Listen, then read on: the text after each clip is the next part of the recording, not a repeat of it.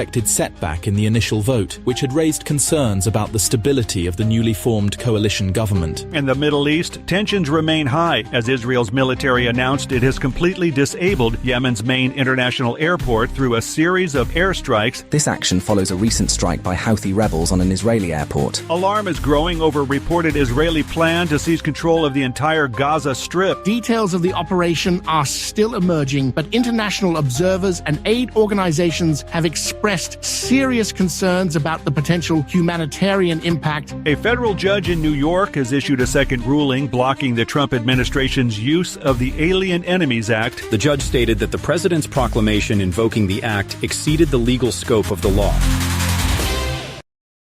The opinions expressed on this program are those of the host or guest and should not be interpreted we'll as see about statements that. of fact. We'll see. Independent There'll be plenty of fact-checking and opinions corrections are to share. encouraged. Can we get a cup of coffee in here, please?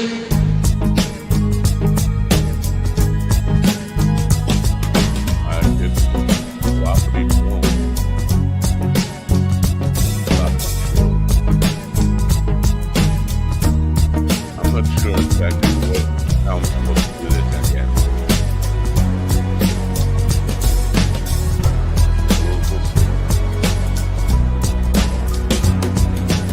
Damn good coffee and hot. My dog is your mind's best friend.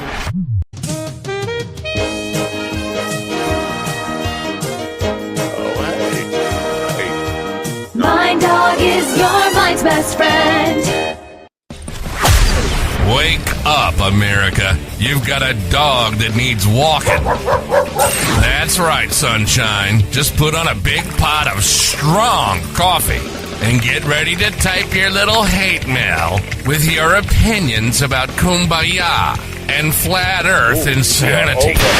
Stand-up comedy? You want stand-up comedy? Well, we've got sit-down comedy. It's time for Coffee with a Dog. You make me laugh. People on the radio probably, wow! Like Gigi Fender's been coming in with a good morning! Like, whoa, hey, slow down there, G. Haven't had my coffee yet.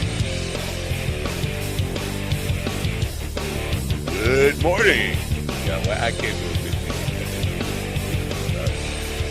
I suck at imitation.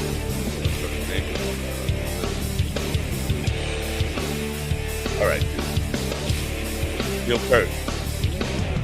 Take a break. Good morning, folks. It is, feels like a hump day. Wednesday, right? Do I have that right? Wednesday, May 7th, 2025. Kind of a rainy day here. Time now here, Eastern time is 9:03 a.m. And we have a show for you today. Today, we have, I'm not sure she's going to show up, and it would be really weird if she didn't show up. The first one is Nancy Orlin Weber, who is a psychic detective. Now, she did not confirm the emails that I sent her to saying, here's the link. But I also found her profile on Podmatch last night and then sent her that. Maybe she'll be here. You would think a psychic, she doesn't even really need the link. She just knows where to go. But we'll see. In the second hour, we have Queen Brittany Wise, who did respond positively to the emails about the link. So I think we'll have at least one no-show today. I mean, one show. And possibly the other one's kind of like a 50-50 bet. And we'll see about that. I think I may be, well, we're on Twitter, right? Am I on Twitter? You might call it X. I'm still calling it Twitter. I got a notification that I was temporarily banned, blocked from posting on Twitter, and because of violent speech. Now, if you know me, you know I'm not a violent speech type. Well, maybe I'm capable of violent speech, and I have said some pretty vulgar things, but I never threaten people. And so you can dispute it or whatever. And I don't know what I'm disputing. You didn't say what the post was. So after I clicked the dispute, it said,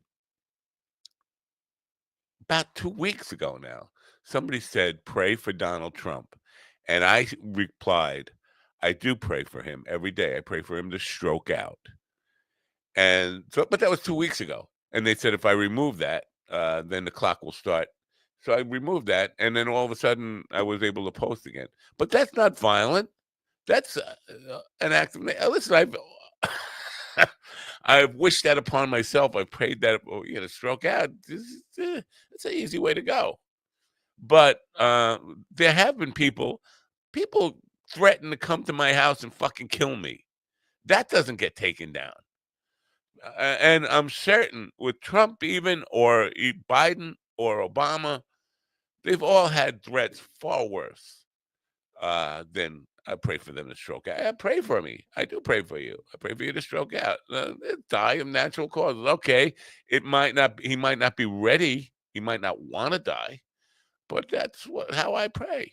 If I do pray, I'm not a praying person. You got to know I don't pray. I don't pray for well, anyway. So I think I'm back on. Oh, Jordan Peterson's back. I think I'm back on now. For how long? Who knows?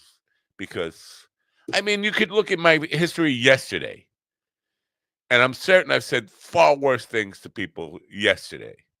I think I called Scott Jennings a punk-ass twink. I think that's more violent and more disturbing. But there were people just a couple of days ago threatening to kill me. Literally threatening to kill me. That can get taken down. I'm certain I could still find those posts. I think when Elon Musk took over X, Twitter, I'm going to call it Twitter. I think that's one of the worst things that happened in, I mean, you could talk, it's not, he's got, what he says is free speech. Free speech, but I'm going to take down what I don't like and force you to take it down and force you to not say that. I just want you to remove that little thing, a little jab about stroking out because I can. That's not free speech. I mean, there was no implied threat of violence in that. Not even violent. Well, it could, depending on how bad the stroke is. I've had a stroke. It wasn't violent. It was quite mellow, to be honest with you. I'm going to get off the stroke thing today. I'm here broadcasting from the Robert W. Morgan wing of Shoreham Castle today, and the executive producer just whispered in my ear here that G.D. Fenderson is going to be reading a diatribe, I guess, from a guest who didn't show up, responding to an email that GD might have sent him or a message he might have sent him. I look forward to that. I not only want to hear how it's my fault, it's all my fault, and how we suck and we shouldn't say bad things about them. That's what I'm expecting.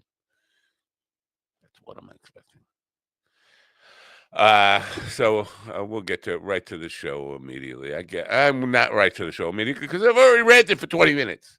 I'm going to play you a really quick commercial, and then when we come back, maybe GD will say, "Good morning, you fucking dick. I got an email that says you're a fucking dick," or something like that. So here's your little thing.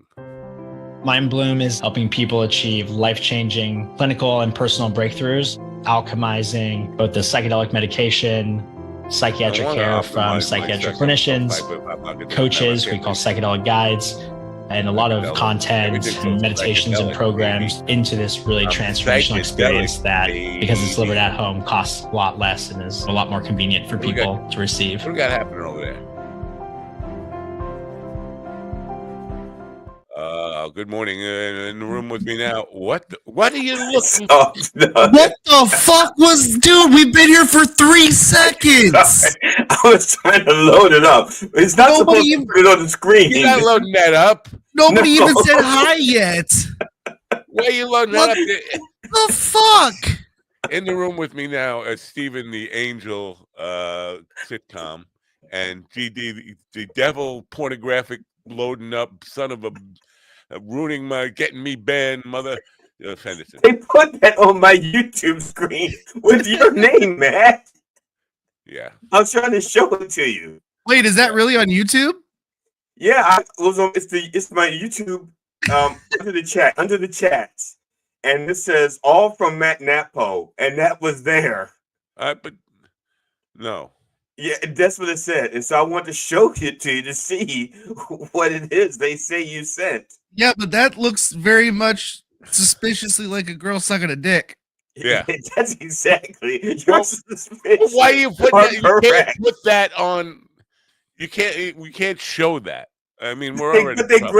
But they kind of grained it. They made it grainy. Grayscale porn is still porn. You can't have it on YouTube and Twitter and stuff. Or Twitter, you can. It was pretty clear what we just. Really? I apologize. I know we have a lot of children watching because of Steven. Jesus Christ. Okay, I apologize. I will remove it from the thing. I will send it to you on a private thing so you can see it. That would make sense. You should have done that. Would be preferable. Holy crap, moly. 4 seconds and we get a blowjob to the face. Like, hey, we're off the rails here. Sorry, I first it's not supposed to show up on the screen. I'm trying to put it in the thing, you know. Can't put it in the thing. And it just pops up on the screen. You can't have a second thought. You can't, like, I'd like to consider this and then put it up, because this way, if I put it at the bottom, you guys can see it before it goes up on the screen, because you can see our faces. You really can't see it. You can't really see it. Anyway, what was I going to say now? I'm all discombobulated here. I don't know. I guess I should do the good morning part, huh? Yeah, you could do that. Okay. Good morning, America. MindDogTV.com. I screwed up already. Sorry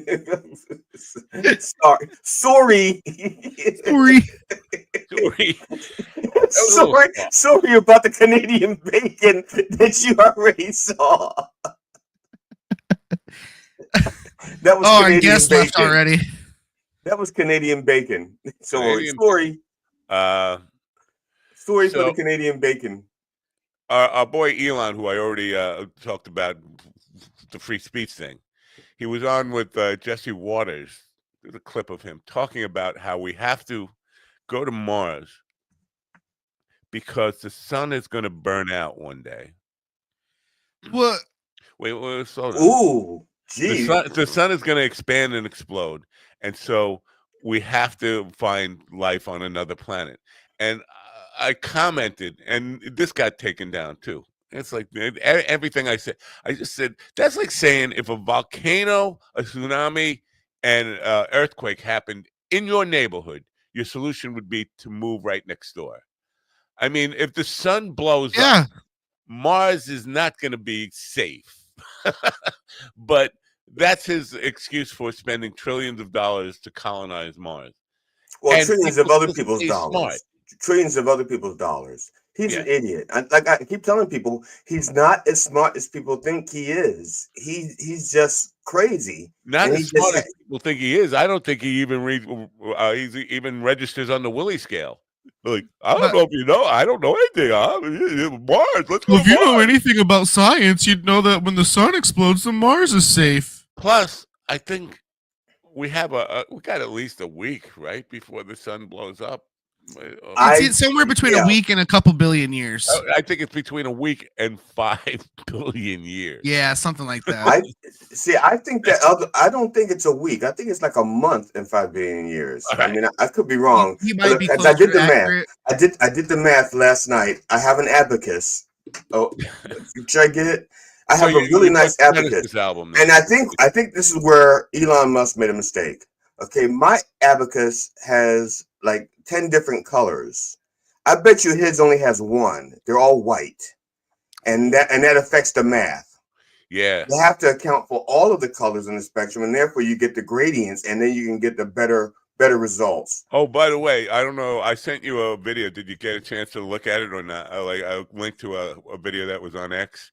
It was some woman, because there was a fight at a courthouse outside of within the safe area of a courthouse, behind the glass doors there, a fight that seemed to be mostly black people fighting. And this woman's, the woman who was commenting on it said, they can't control themselves. They can't control themselves. no matter where you put them, what environment they're in, they're savages. They can't control. Like what?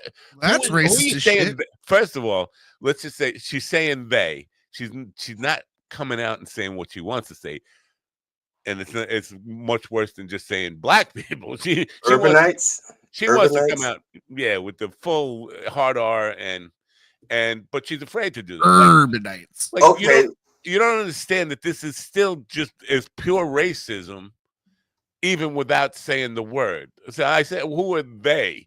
Come on, and nobody. She won't answer. Who are they? Okay. You sent me a link and it said x.com. I clicked on the link and it didn't send me there. It sent me to some other racist thing. There's some other racist diatribe. I just have lots of racism. Yeah, and it was about black people who vote for Trump. And, I sent you that too. That was later. Okay, then I didn't see the other one, and I responded to that one. I said, "Idiots come in all shapes and colors," or something to that line. Yeah, no, she's. I mean, just because black people voted for Trump doesn't mean that he's good for black people. It's like people forgot that they were like house niggers in this back in the slave days. People forgot that, or people forget that there are women who cling to their abusive husbands. Yeah, there are people out there who do things that are not in their best interest. Yeah.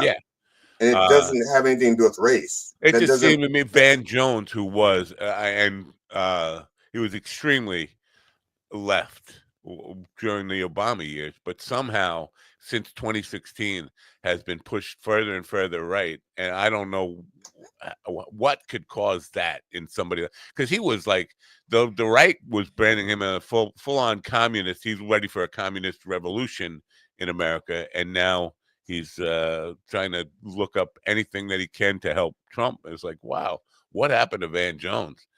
But so with that woman with the court thing, it wasn't only black people fighting. There were some brown people. There were some white people. It was like a scuffle going on.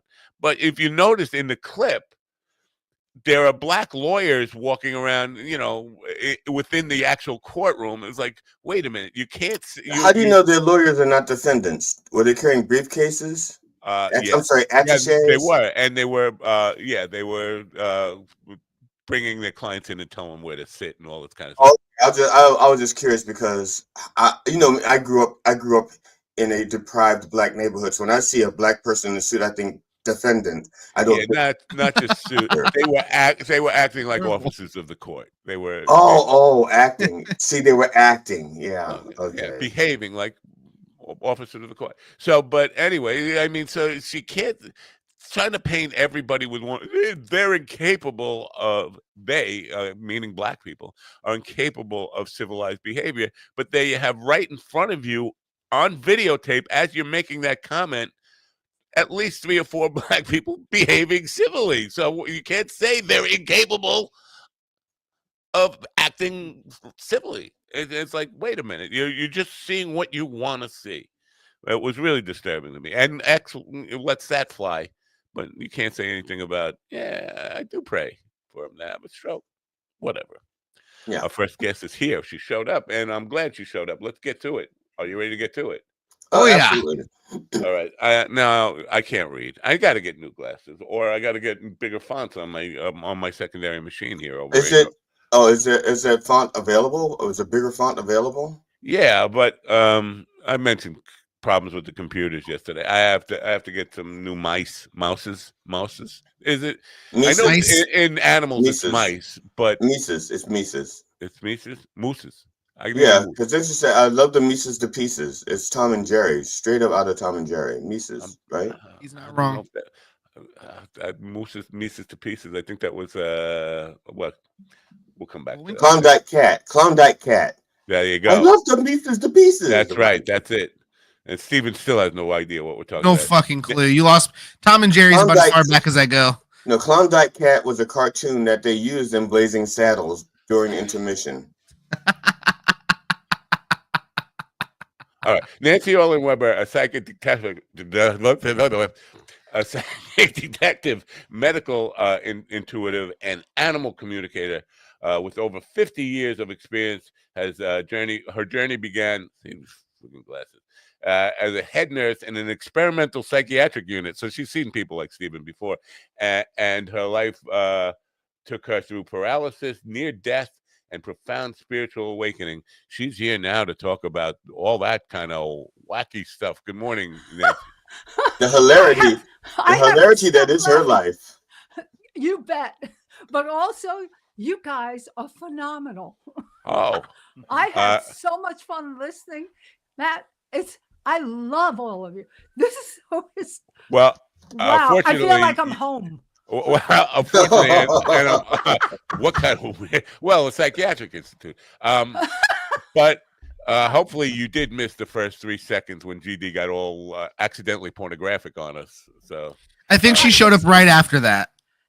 Yeah, she did. I was a mistake. Oh, really? No, yeah, it wasn't. Wait a minute. I'm from Brooklyn originally. Excuse me.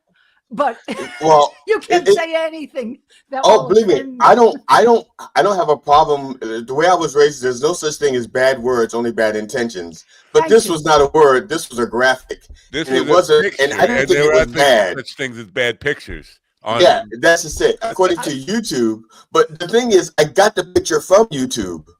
YouTube put it on my channel saying that it was from Matt. And yeah, and so I took a screenshot of that so I could show Matt, so that Matt could say to YouTube, "Don't put my name on this." But did they ever hear?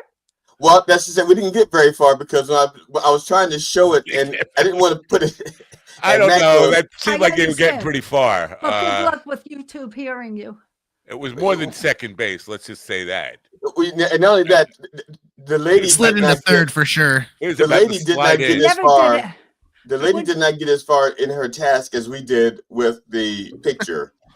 Because the picture was a good 2 seconds, and I think she was still in the first part. Don't you want to learn about psychic stuff and talking to animals? If she could talk to the animals, just imagine it.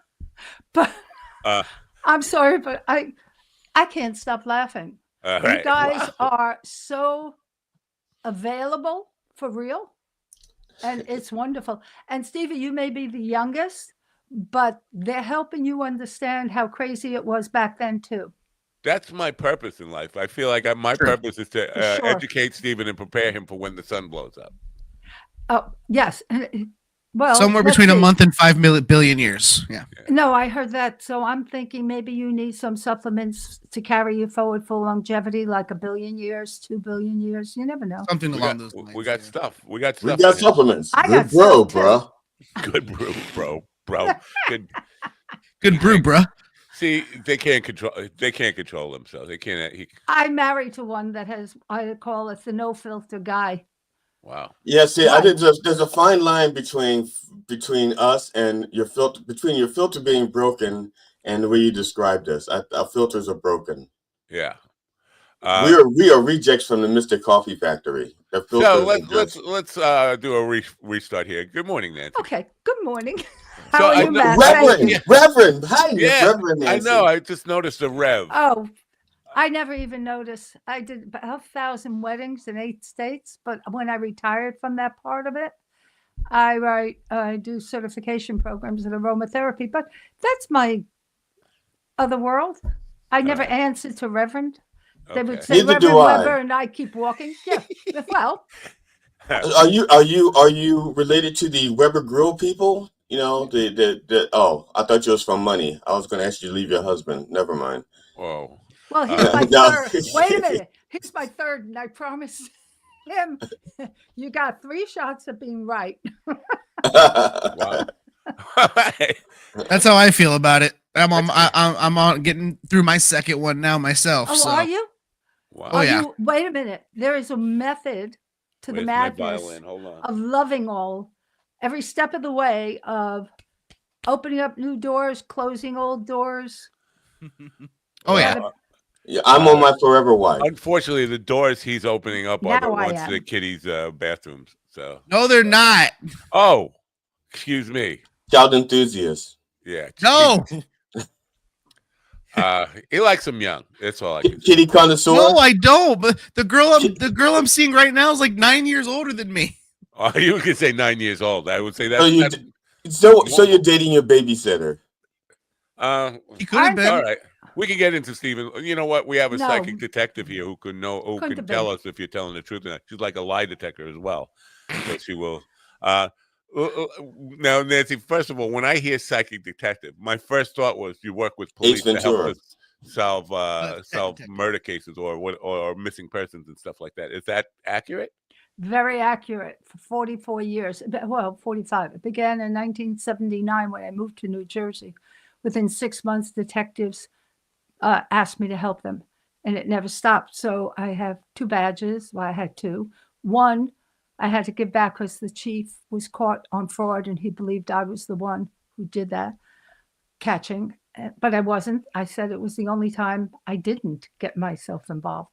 But I've worked on serial killers, homicide, sabotage, anti-terrorism, yada yada yada. Wow. Yeah, I have a question then, because I have a degree in law from the University of Law and Order SVU. Oh yes. And okay, I love Mariska is phenomenal. yes. Now I've seen enough episodes that whenever they bring in a psychic, it's because they think the psychic did it and they want the psychic to confess. So is that how you got involved in the first one? And ever since then you're just a perennial suspect for 45 years. They just haven't nailed you yet. Well, okay. So we're on this show. That's not a no. It's a no for what you said. Okay. Absolutely. I've never been questioned. I've been debriefed. I've taken oaths. They've sent me to the police academy because I was asked many times to play police secretary so that nobody knew what I was really doing. So we caught a serial rapist that way. We caught a murderer that way, et cetera, et cetera. So no, they've never questioned what I do. They have. Okay, I was debriefed once, but that was by my doctor so that they could examine me. Yeah, a debrief sounds like they're taking your shorts off. But what? I never thought about that because I don't wear those. So that makes perfect sense. So, are you in New Jersey? Is that where you're based, New Jersey? Now, yeah, since 79, yeah, and my work on crime cases was always a sidebar until 2004, 2003, when Court TV started looking for psychic detectives. And that changed everything. There's about, 12, 16 documentaries on my work. And I'm doing one now with somebody on my life, which is it's a crazy good life, I'll call it. Crazy but good I life. think all lives are crazy, messy, right? Yeah. Ups and downs. Life is definitely crazy and full of all sorts of unimaginable twists and turns that's why the truth is stranger than fiction. You both remember the Vietnam War, correct? Oh, yeah, Matt served in it twice. So, if you remember how crazy it was back then, right? Yeah. Now look at what we have now. Yeah. We go different take, different reasons, different everything. But my parents went through World War II in Brooklyn as Jews. So, yeah, it wasn't a lot of fun for them in the 30s because people don't remember what happened then in the 30s. So, our good friend, her name is Becky. She's often in the chat room. She made a comment on Twitter the other day, last week, that believe it or not, everybody got along in the 80s and 90s, and things were really wonderful. As like you were a teenager then or something, and when you're a teenager, everything is wonderful. You're oblivious to what's going on in the world. But if you were alive in the 80s, an adult, you would know it wasn't all. No. And my father had top secret clearance for rockets. And we got a letter from the FBI that his kid brother, who he didn't know very well, was the saboteur, top communist in Brooklyn. And so they revoked his top secret. He fought it for 2 years, but that was McCarthy era. Yeah. And he got it back, but every door was knocked on by the FBI. Right. So everybody's been through. If you live long enough, you see, we've got this since cave days, I believe. Right. So let's because I'm curious about how you apply whatever you want, whether you call it a gift, a skill, whatever you possess, how you apply it. And first of all, I want to know what it is.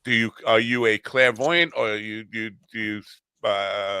a medium? Do you hear voices? What is your modality?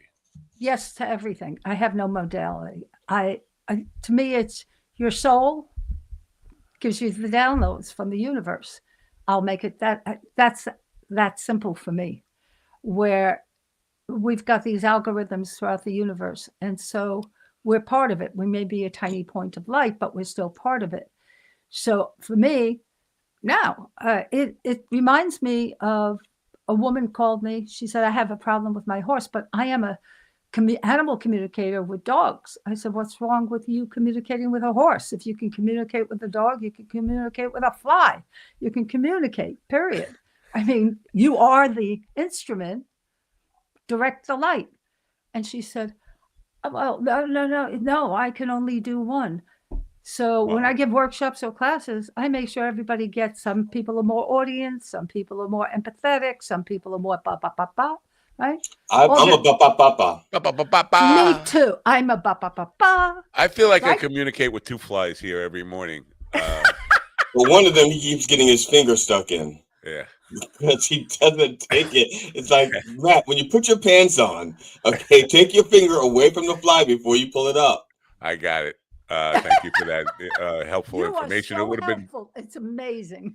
When I was 12 years old, you could have told me that when I was 12. It would have saved a lot of trouble. A lot of blisters, yes. Yeah. So now, is there a type of case like missing persons that is your prime thing, or is it like murder cases? What is the? Or they just you'll just get a phone call. So when it comes to crime cases, see the word crime, period. Wow. And so whatever is needed, if I am the vehicle to make part of the puzzle work, just think of it as real teamwork. I'm not outside of it. So right now, one of my dearest friends is a guy named Richard Pompelio, whose son was murdered 30 years ago, trying to save a woman's life, came to help, got killed. So he was a lawyer who dropped his partnership and opened up the New Jersey Crime Law Center, where he grants who grants $10,000 per attorney for the poor people. He dedicates himself. He's helped thousands. So he wrote a reference book, gave it to judges, lawyers throughout the state. He's writing a new one, and I'm in it as a recommended useful tool.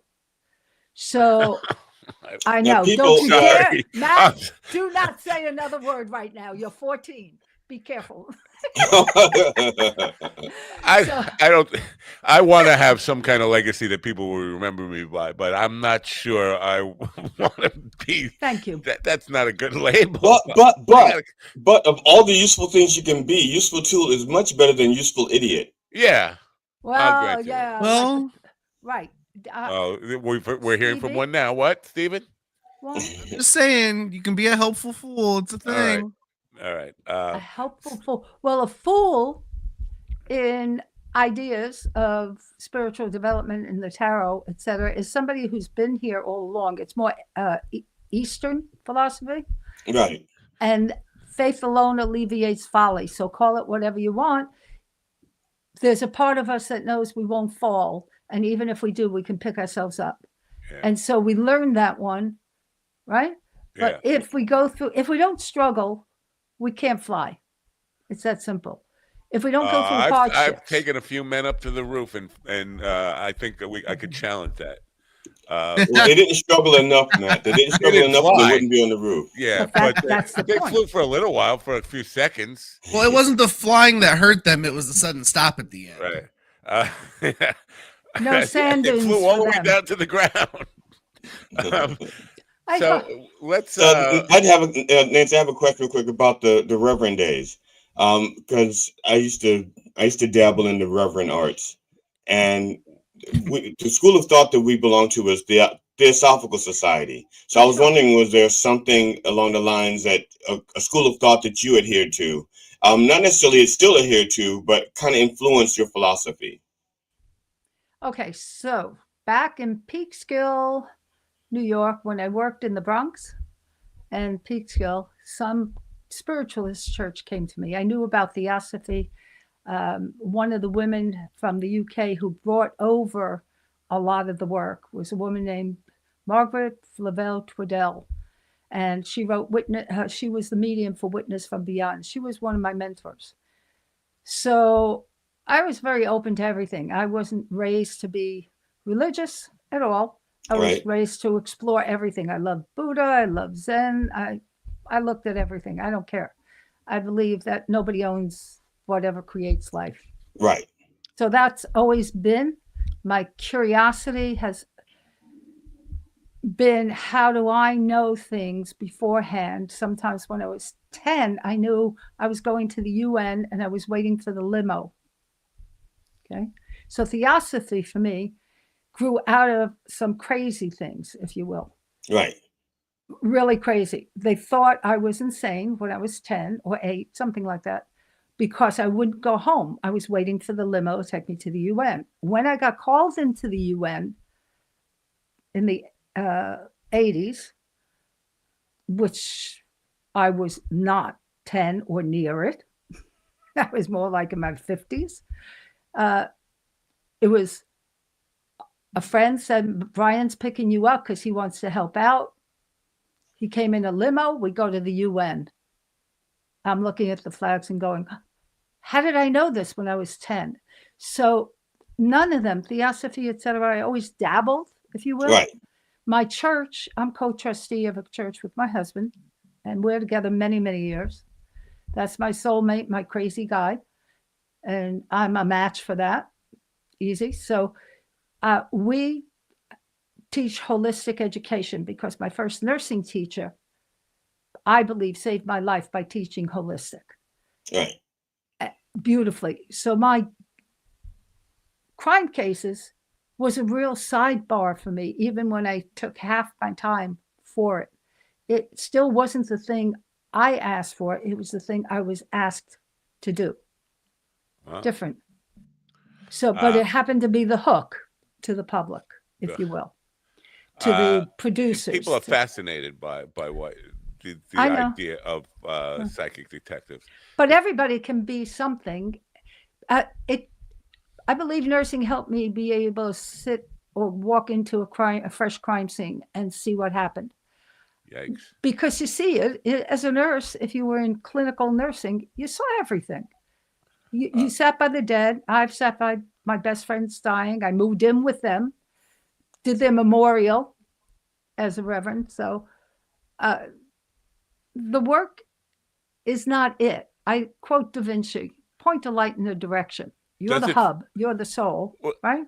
Well, what you just said, I'm sorry to interrupt you, but it kind of scares the hell out of me. You said you can walk into a crime scene and know what happened. My mind went back to The Eyes of Laura Mars. I don't know if you remember that film, but Tommy Lee Jones, 40 years ago now. I know, but I wouldn't see it.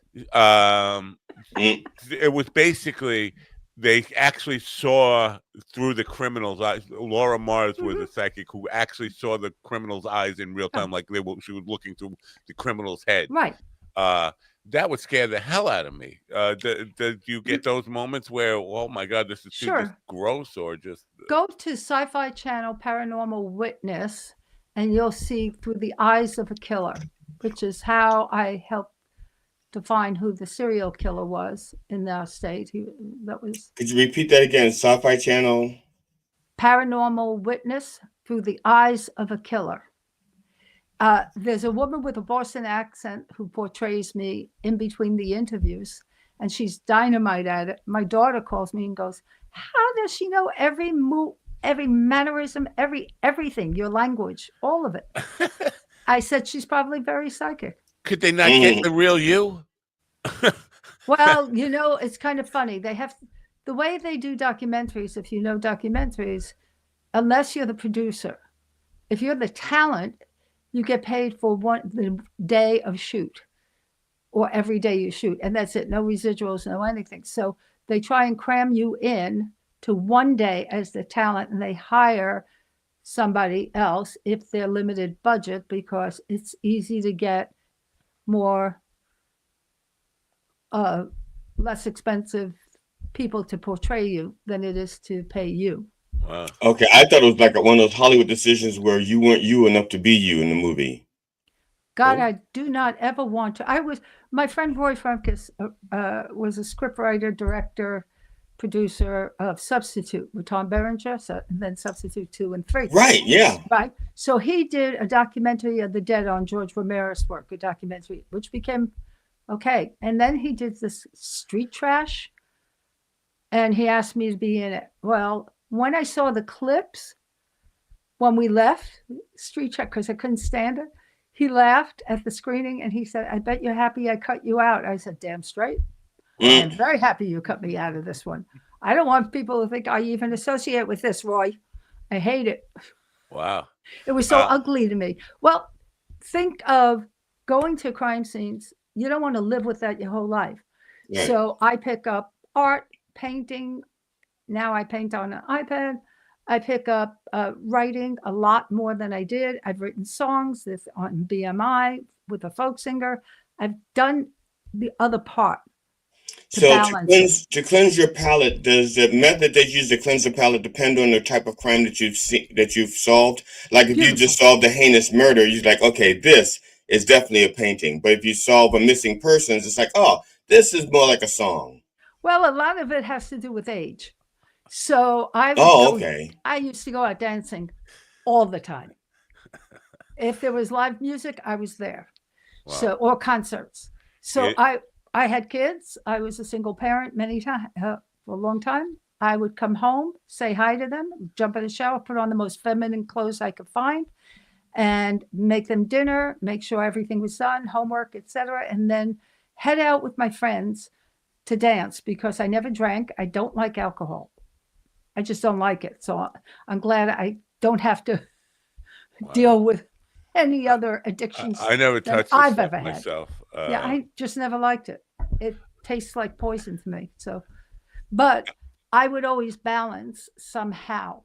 So as I aged, and because my first husband tried to kill me. So being from Brooklyn, and I thank Brooklyn for it, I learned street smarts real fast and saved my life. Being from Brooklyn, everybody tries to kill everybody all the time. So let me think about that for a moment. Wait a minute. If you're in Brooklyn and someone's not trying to kill you, you're not trying. Right. No. Yeah. You just haven't been there long enough. You're not helping him. You are not helping him. I swear to you. Well, it's been a long time, so maybe Brooklyn has changed over the years. It's not that way anymore. I loved it. I lived near Harlem. What part? Back in the 70s. My family's from East New York. Where are you from? East Flatbush, East 45th, Winthrop and Rutland, and before that, near Church Avenue. Right. So yeah, I'm familiar with it. But I lived in the Bronx. I lived in Queens, and I lived in Manhattan. My first nursing job, and then I stayed there. And I would go up to 113th and First Avenue to Patsy's Pizzeria. My son lives on the West End, way up there too. Love it. Wow. Oh, I love it. Here's what I want to, where I'm curious about. So you have a couple of detectives who, I'm just saying, you have detectives who you work with, you have kind of a relationship, they know you, and they have a difficult case, they'll call you in. When it gets solved, though, are prosecutors leery of calling you in to testify as a witness because the jury might be not so open to the idea and turned off by the idea? For whatever reason, I know law very well early on. Don't know why. Maybe as a nurse in psychiatry, I needed to know it. I never would testify, regardless of anything. We took an oath, my oath of confidentiality. I've done 7. So we all knew, and it's not just I've worked with hundreds of detectives throughout the country and federal agencies. I can't talk about most of it. The only thing I can or put in my books are the adjudicated cases from long ago where there are no living people to discuss it with. It's safe that way for everybody. So I'm very, very careful. But wait, whose confidentiality would you be protecting? Everybody's. The ghost? No. Let's say in confidentiality, for instance, the police have that. They're not going to tell everybody everything, no matter what, until they have enough proof and evidence. So that's confidential. I am privy to confidential material. When I'm working on a federal agency, I first get briefed and then debriefed. You are taking an oath not to discuss it. Nobody knows what I've done. I do have a badge. It's an honorary one from a commissioner for doing some of the work. That's fine. But I don't discuss what the work is. And I don't discuss current work ever, because safety for everybody. What if you say, I've had people on social media say, because they know me and they go, oh, I'm working on this missing person. I think so-and-so did it. And I go, delete that immediately. One, you can get sued for a lie that proves to be a lie, not true, nothing to do with the truth. You don't have evidence, you don't have proof. Two, what if it's real and they know you know? What the heck? What do you want to risk your life for? Right. So, yeah, that's why there is a lot of safety involved. I had 2 kids. I worked on 2 of the 3 biggest cases in New Jersey at that time in the 80s. And the third one was Charles Lindbergh's baby snatching. I wasn't alive back then, but I've worked on the other 2 biggest ones. And I didn't want anybody to know until, and that was in the 80s, until 2004 when it was safe to discuss. Right. Now, I have a friend of mine who used to work for the Department of Defense. And he was talking to me. He was in Japan at the time. He was working on something, and it was bothering him. But he wanted to talk about it, but he couldn't talk about it. Right. And so he says, "Now I really want to get this off my chest, but I can't talk about it. So you can tell me." He goes, "No, if I tell you, I have to kill you." So I said, "Hold on." And I was still married to my first. Already. Right. I was still married to my first wife at the time. So I said, "Marcia, come in here. Jimmy has something to tell you." So, and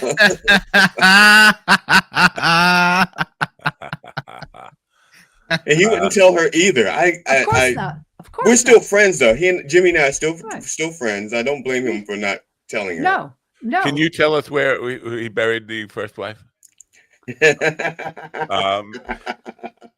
Do you get emotionally involved or emotionally? Do you get involved with the outcome of the case? Do you follow the cases after an arrest has been made and now it's going to court? Do you concern yourself with how it turns out? So some of them, there was a missing children, parental abduction. I worked with the sheriff's investigator and the mom. That case is on one of the channels. I don't know. Anyhow, that was years ago. President Carter had just signed into action making it a felony to parentally abduct your child. Before that, you'd have to rescue your own kid. So there were 3 kids. The court had deemed the man unfit for any of it, and he ran away with them. So I was able to locate them.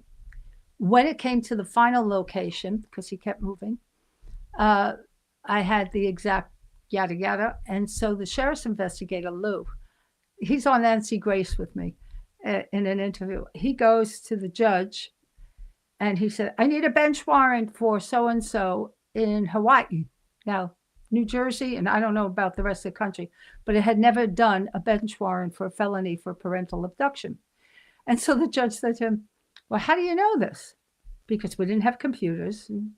Police from state to state were not very helpful sometimes. Right. Right? You would know, right? Yeah. So, and so he said, I'm working with this psychic. And he goes, you trust her? He said, absolutely. So he issued a bench warrant and it was given. Guy got put in jail while the kids came home. I met the guy after he retired as a judge. And I knew Lou would never, as a sheriff's investigator, ever be in trouble for saying anything. Every judge wished he was their go-to for everything. And the top lawyers in crime cases in the state. They would give him their Ferrari to drive. They couldn't care less about any of it. They loved him. So he never cared about breaking the rules. The judge, on the other hand, could have risked his whole judgeship. And so when he retired and I was walking somewhere, I saw him, said hello. And I asked him about it. He said, 3 kids, it's worth risking everything. Wow. Those are the people I work with. Wow. Very cool. It's very cool. Have you ever been like really, I don't know, disappointed is probably a way too mild a word, for somebody who did it but got off, was found not guilty, acquitted, whatever you want to say? No. One, in working with, I lost count on how many cases, hundreds and hundreds, maybe 1,000, maybe 2. I don't even know. But I don't follow most of them. The people I worked with early on have become my closest friends. As a minister, I've done baby blessings for the grandkids. I'm best friends with them. I'm best friends with some of the victim families. They get in touch with me when they're in state. They come over. We're close because there's a bond of caring. So that part's always been around because connection to me is everything. Wow. If you don't want to connect, and I love the conversation you all had before I came on. I was listening and so thrilled to hear all of you. So great, because that's soul talk for me. That you don't cover up or paint a sweet paintbrush over crazy crap, right? But Yeah. still, connection is everything to me, which means I'll love the soul, but the actions, as my friends know, if you harm somebody, I am happy to put you away. I will do everything I can to help you go bye-bye. She got that dog in her. She gonna get you. And I'm going, I may still have a lot of gray hair and I'm much older, but hell, I have picked up the phone. I have told people, social services, she's abusing her son. Take care of it. And they do. Hell So I hath don't no care. fury like a lady on a mission, man. Now Stephen almost just left when you heard that. He's like, kids, she's picking up on people molesting kids. I got to get out of here. I know I'm safe because I don't do that. Right. Now, I have a question about the animal communique. Yeah. Now, I guess it's... My cat wants to hear the answer to this. It's this now again. This is more because there are different schools of thought of how the spirit world works, and I kind of like the idea that each animal kingdom has like a spirit or god, let me say a small g god over them, so to speak. So a cat god, a dog god. Yeah, kind of. That, in other words, because they have traits that they teach each other over and things in common, and knowledge and wisdom, animal wisdom, still wisdom they have in common. And so to me, in my mind, that's like a common thread. So animals like horses, they're intelligent, and I don't know. So when you communicate with the animal, it says animal communicator.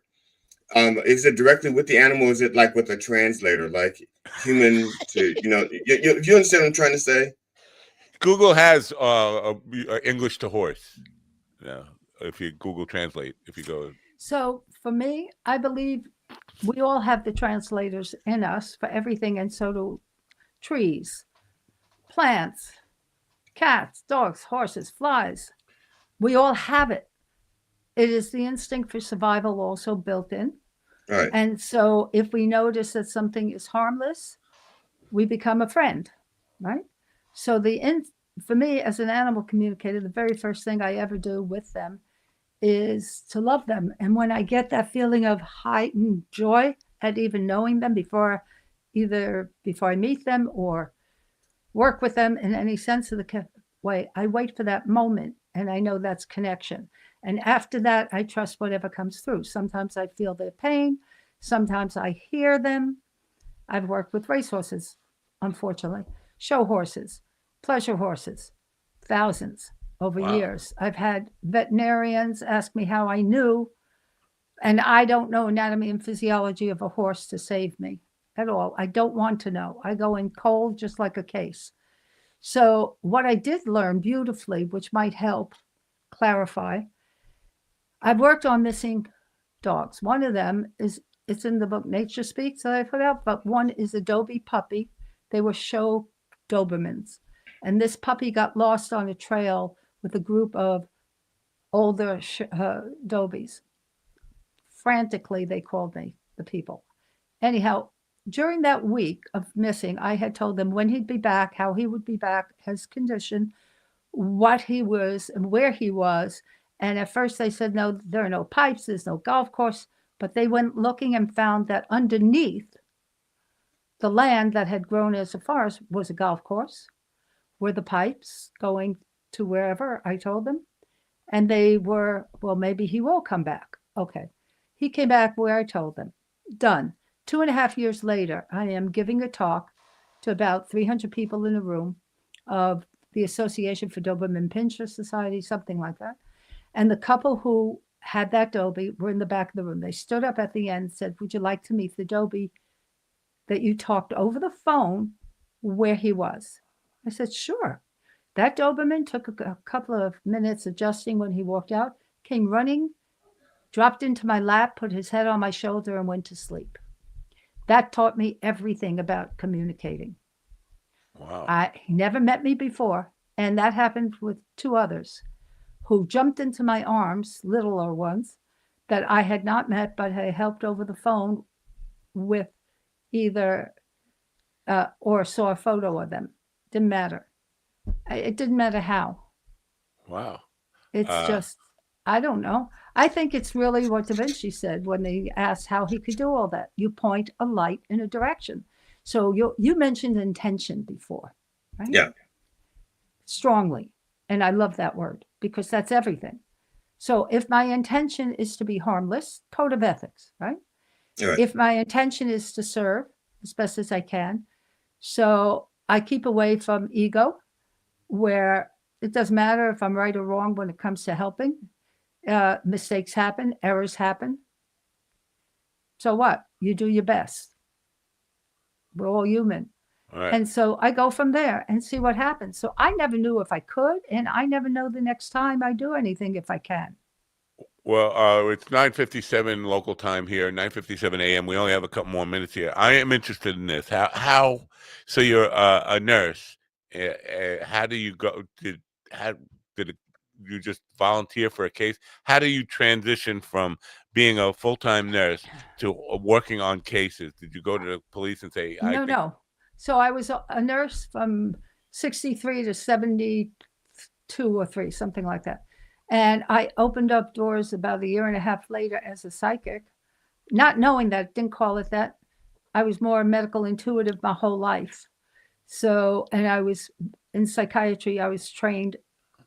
I did very, very well there, where I could see through hallucinations and delusions. Anyhow, it wasn't until 1980 when I moved to New Jersey, and there was a headline in my town about psychic communicates with animals or so. And the detective, Taekwondo, my son was taking, I was taking.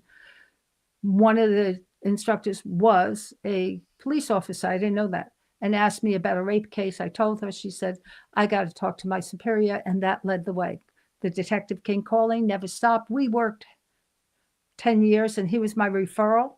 So if there was another case anywhere else, I would tell everybody to go call him first to verify that I do what I do as best as I can. So that's out of curiosity, because so the psychic crime portion of your life began in New Jersey. Is that because New Jersey is just more ripe with crime, and so it's just like it just had this crime aura that just spilled over, or no, not at all. Why did it? Because I'm just curious why it waited till New Jersey. Getting a message from the governor of New Jersey wanting to know GD's information, how he gets in touch with them and sends them a. They already know.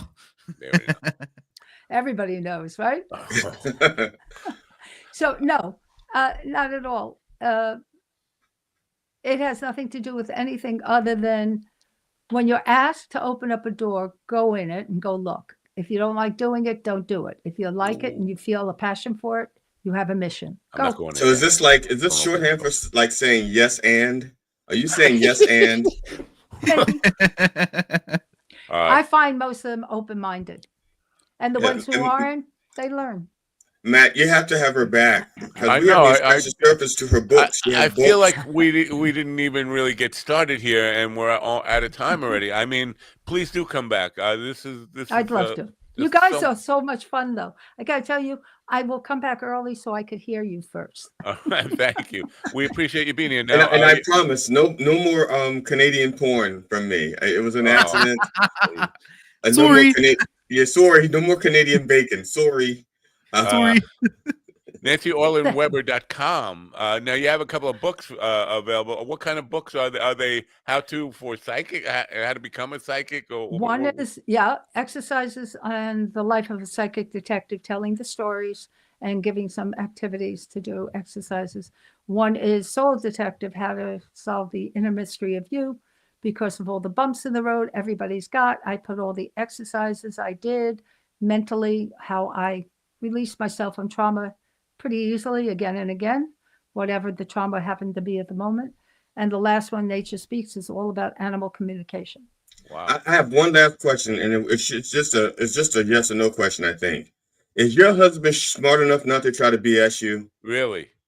My husband is phenomenally psychic himself. He's an electrical engineer and brilliant, and he could do just about anything. Wow. He's my go-to for everything. Wow. That's beautiful. He's my master. No, that would be. I would be scared to be married to a psychic. To be honest, he's not scared of anything. Oh my God, he's my go-to. He's my anchor, and he's my back. He's literally. He does all the in-house printing. We've done magazines and we've done all kinds of things. He's my go-to for just about anything. Oh, wow. Well, we do appreciate really you being part of the program this morning and would love to have you back if you are so inclined. Matt, I am honored. I really am, because I think you guys are fabulous. I Thank love you. it. Thank you. Wow. I am fabulous. Thanks, I am so fabulous. I know you are. Hey, there's no getting away from it. I don't know if you know this about him, but never mind. I didn't even know this about me, but I'm fabulous. I don't see anything. All right. Thank you for being here. It's NancyOrlandWeber.com. Thank you very much for being here. Thank Have a great you. day. Bye. Bye, Nancy. Bye. We have to get to our, you know what? Time now is 10:02 a.m. Eastern time. Let's do news, and then we're going to get to meet Queen Brittany. I can't, God, I didn't even. Queen, it's not like doctor where you forget it and you just get a little smack on the wrist. You forget saying it's Your Queen. Majesty, Queen Brittany Wise. After Thank the you very news. much. We'll get to meet her in just a minute, but we have to do news because it's 10:03. Jesus Christ! I know.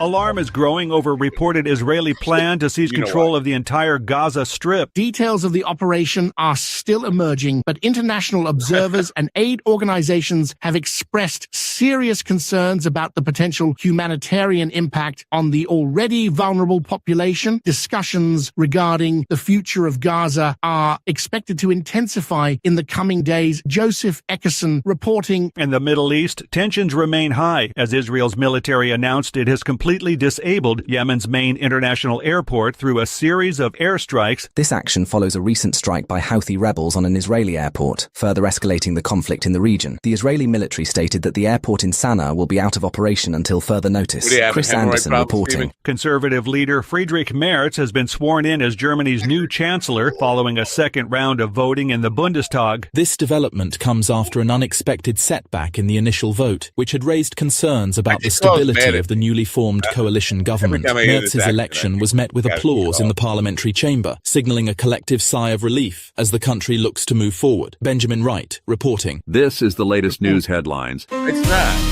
Reporting. To be honest, news came out.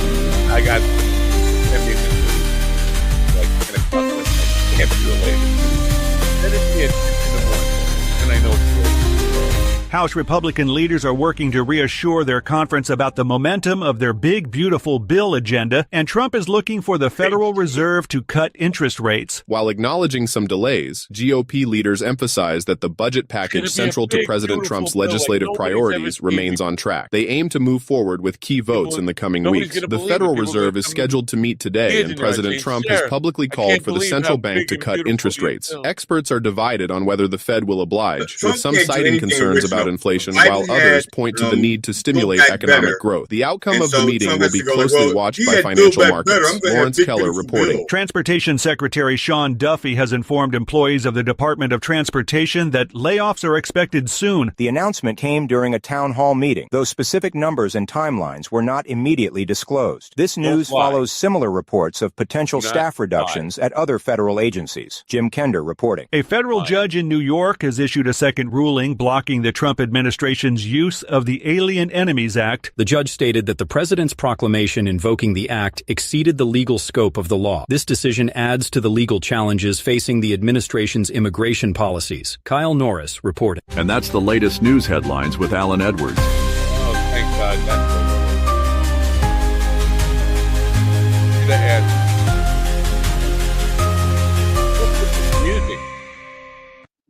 I should have asked Nancy what the news would tell us, and a little psychic advanced stuff there. Should have also asked her about when Stephen's going to get locked up for what he does. I don't do anything. You don't do anything? Nothing illegal. No wonder your wife called you lazy and get out. You don't do anything. I don't do anything illegal. So which do you prefer, child enthusiast or kitty connoisseur? He's a nothing enthusiast. He does nothing. He's an I prefer semi funny comedian. Semi funny. So when does your base come? Has it arrived yet? It will be here in the next couple hours. All right. Wow. We got to get to our next guest, but can we do this email thing now, or this message you got from a cryptic no-show? Yeah, it shouldn't take too long to do this. Let's see here. Okay, to set this up, this young gentleman, Joshua Southern, was scheduled to be on the show yesterday and did not show up. So I sent him a kindly worded message that says, "You are dead to me, you fucking no-show. Have a good day." Right. And you didn't get banned from X for that? Well, no. So he goes, "Are you talking about?" He sent two messages to me. The first one is very short. "Are you talking about the radio talk show?" Yeah. I didn't respond. Second one, then it says, "Because I never got any email about how to get on. Sorry if there was a miscommunication, but I'm not a no-show. But by all means, but I appreciate your understanding." I wasn't having any understanding. What understanding? I don't understand. Okay, yeah. I was at Trailer Trash Tammy Live last night and got on the show during a live audience dating show. Afterwards, people were saying I was the funniest competitor, and also I told Libby Higgins she was an inspiration after she hugged me and said I was quitting my full-time job to pursue comedy. And she said, "Fuck yes." I won't ever forget that. I apologize if I didn't get on your show, but I can assure you, sir, I am not that type of person. Sure. Joshua Southern, 24-year-old with less than a year in comedy. First of all, so I wanted that was it, man. I'm just shocked that he didn't. He did blame me for he didn't get the email. Now, first of all, Calendly does send an email, and when you sign up, it tells you put it on your calendar, and you will get an email of the Sunday before. If it doesn't come, check. If you don't see it, check your spam folder. It says all that. So this guy whose claim to fame is being on Kill Tony apologized. That's not the same guy. That's not the same guy. That was another no-show. Oh, okay. I was gonna say because now this guy's claim to fame now is sorry I missed it. I was. And the thing is, he, up on stage. He talks like we know who the Trailer Trash Tammy Live thing is. I know who Libby Higgins. I don't know who Libby Higgins is. Is she a famous I don't either. comedian? It's not like you're naming like Trailer Park Tammy is. So she does a podcast with the guy I opened for in February. It's like he pretends to be like a trailer trash guy, and she's like, gross trailer park chick. She's encouraging him to quit his day job. Then this is a lawsuit. After 1 year, in comedy, quit your day job. Fuck no. And then they're going to complain about all the homeless. Or they're all comedians who you told to quit their day job. I think I bet you that's to cut down on competition. If everybody that wants to be a comedian is so starved that they can't, they're too busy starving and dying to get work, then they can't be your competition. Right. It's true. All right. I don't know. I don't know what to make of this guy. I tend to give him another shot, but say, listen, check it. No, don't give him another shot. No. Here's the deal. Okay, here's the deal. Email with him. It's nothing to do with the fact that he is a no-show. That happens. Okay. Yeah, and you know what?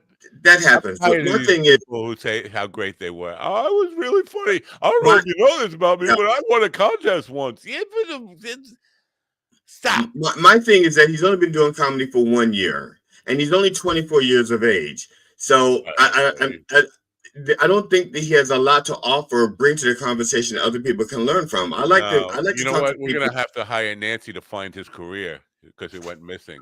Wow. Yeah. I say that. I'm sorry. If you've been doing comedy for less than 3 years, unless you have another skill set that transfers over, like musician or performer or something. Like the pastor guy from the other day? Right, like the pastor guy. You haven't found your voice. And if you haven't found your voice, how can you speak intelligently to this career? You can't. And I don't have time and patience to be dealing with people who need to be babysat. That's what we do here. I don't know if I don't know if you know this about this show, but that's what we do. We babysit newbies. We have some people. No, I'm not saying that we haven't done it. I'm just saying I am opposed to it. I still do it. It's like the dishes. Okay, I don't want to do the dishes, but if I don't do the dishes, they get dirty and stinky. Part of the purpose is to help these young people find their way, and first of all, encourage them to understand that it's not an easy path. Right, which is why we have them on the show. We can try to help them, but if they blow us off, then no, I don't feel obligated. Sir, he called you sir. How often does that happen, sir? Sir, it happens every day. That is exactly how my wife addresses me. Oh. Every single day, yeah. I call him "Hey boy," but he doesn't like that. Start with but basically that's what my wife and I role playing. We role play to serve with love. Yeah. I'm Sidney Poitier and she's Lulu, not Lulu. She's Pam. Well, it wasn't Lulu in the movie. No, Pam. It was Pam. Yeah, that's why I changed it to Pam. Yeah, Lulu sang the song, but Susan George was in that movie. She was awful. Oh, Susan George. All right, now I got to take a break. All right, I'm better. Without a sock. That's let's get to Queen Brittany Wise. Now, I don't know much about her because she didn't give me a full-on bio in the description, but she was here because I did send an email, a reminder, just to make sure she was going to be on the show. She was here like 45 minutes early this morning, sitting in the green room there. So she can have time to develop regret. It was like preemptive regret. Preemptive regret. It's like going on a blind date and you get there early with binoculars and you watch the person they go in and go like, ooh, shit, I'm not showing up for this blind date. Fuck yeah, I'm out. And also get the razor blades out, like whatever. Oh my God. I'm sorry. I'm already in enough trouble. I know this about her. She's from Gulf Breeze, Florida. She has a royalty in her name, Queen Brittany Wise. We are, and she's a comic that has been on the Mardi Gras crew for 6 years. So she's not just a 1 year person. She's here now. Let's say hello to Queen Brittany Wise. Good morning, Your Majesty. Good morning. How you guys doing? All right. Great. There's a line through you. That's not cool. Let's do this. Is it? I'm just out of curiosity. Is the last name Wise short for Wiseacre? Is that? That is legit my last name. W-I-S-E. Okay. Have you always been from Florida? I have not. I've moved all around. I'm actually an Army vet. I moved here in 2007 from Hawaii. I'm originally from Ohio. Wow. OH, baby, let's go. Sorry. I-O. Is that a little better? No, it's still got the kind of line to it. There you go. There's no line to her now. So now you're on the Gulf. You're Gulf Breeze, Florida. Now that's the Gulf of Mexico, right? Is that the? Well, technically, it's the Gulf of America now, guys. Did you know that? I'm serious. I'm Google slow it. on getting the news. Google it. They changed the sign last week, bro. They changed the sign. It literally Not my says Gulf. Not my of Gulf. America. And Not right my Gulf. underneath of it, world's whitest beaches. Somebody didn't think that one out. All right. Well, in some parts of Florida, they are the world's whitest beaches. In some parts, and in other parts, they're the most. Pretty.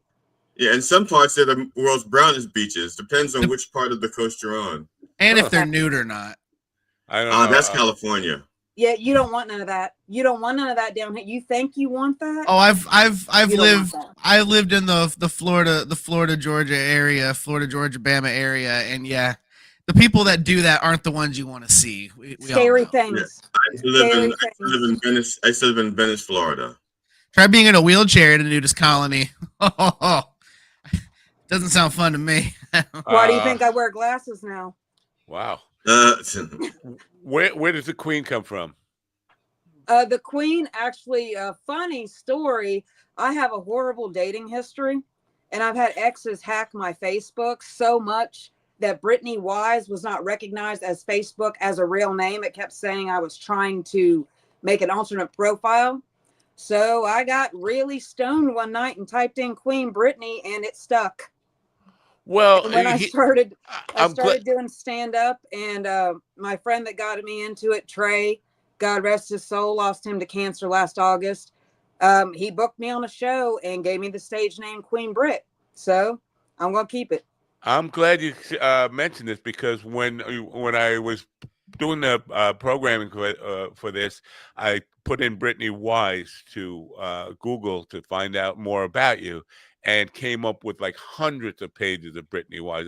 Even when I put in Queen Brittany Wise, then I had to go one step further and put comedian, and still it's still like way too many pages. A couple of hundred hours later, I said, oh, I think I found the right one here on Facebook. And this is why we have only a Facebook link in here. And that's why today's show says psychic detective and a queen with a very common name. Brittany Wise. I didn't know there were so many Brittany Wises. If I were you, I'd also. No idea. Apparently, there's a Christian singer named Brittany Wise. That was fun to find out. Yeah. Have you ever been, gotten a job under that name? People thinking you're the Christian singer, and you show up with the guitar and say, "Fuck yeah, everybody!" No, I'm just. How about some dick jokes? I wish they would. I would show. Hey guys, how's it going? Love is love. What is this Mardi Gras crew? I was for 6 years a member of the Gulf Emerald Coast crew of Airship Pirates, a federally recognized 501c that raised money for the Ronald McDonald House charities of Northwest Florida and other local charities, Gulf Coast Kids House and the Boys House in Milton. So basically, we dress up like steampunk pirates and get people to come out and give us money to donate to the cause. Wow. We could use that kind of know-how around here. Steven needs money. He's desperate for money. He's doing that. He's actually whoring himself out now to underage people to try to. No, I'm not. Like, oh God. Whatever. Underage people can't afford that sort of thing. Oh, that's why you don't go. Say whatever. It's a financial decision, not a moral decision. And from Bakersfield, these kids are riding around in Escalades, bro. I'm not lying. Hello, I'm getting an Escalade soon too, so hello. that works out. So from Bakersfield says hello.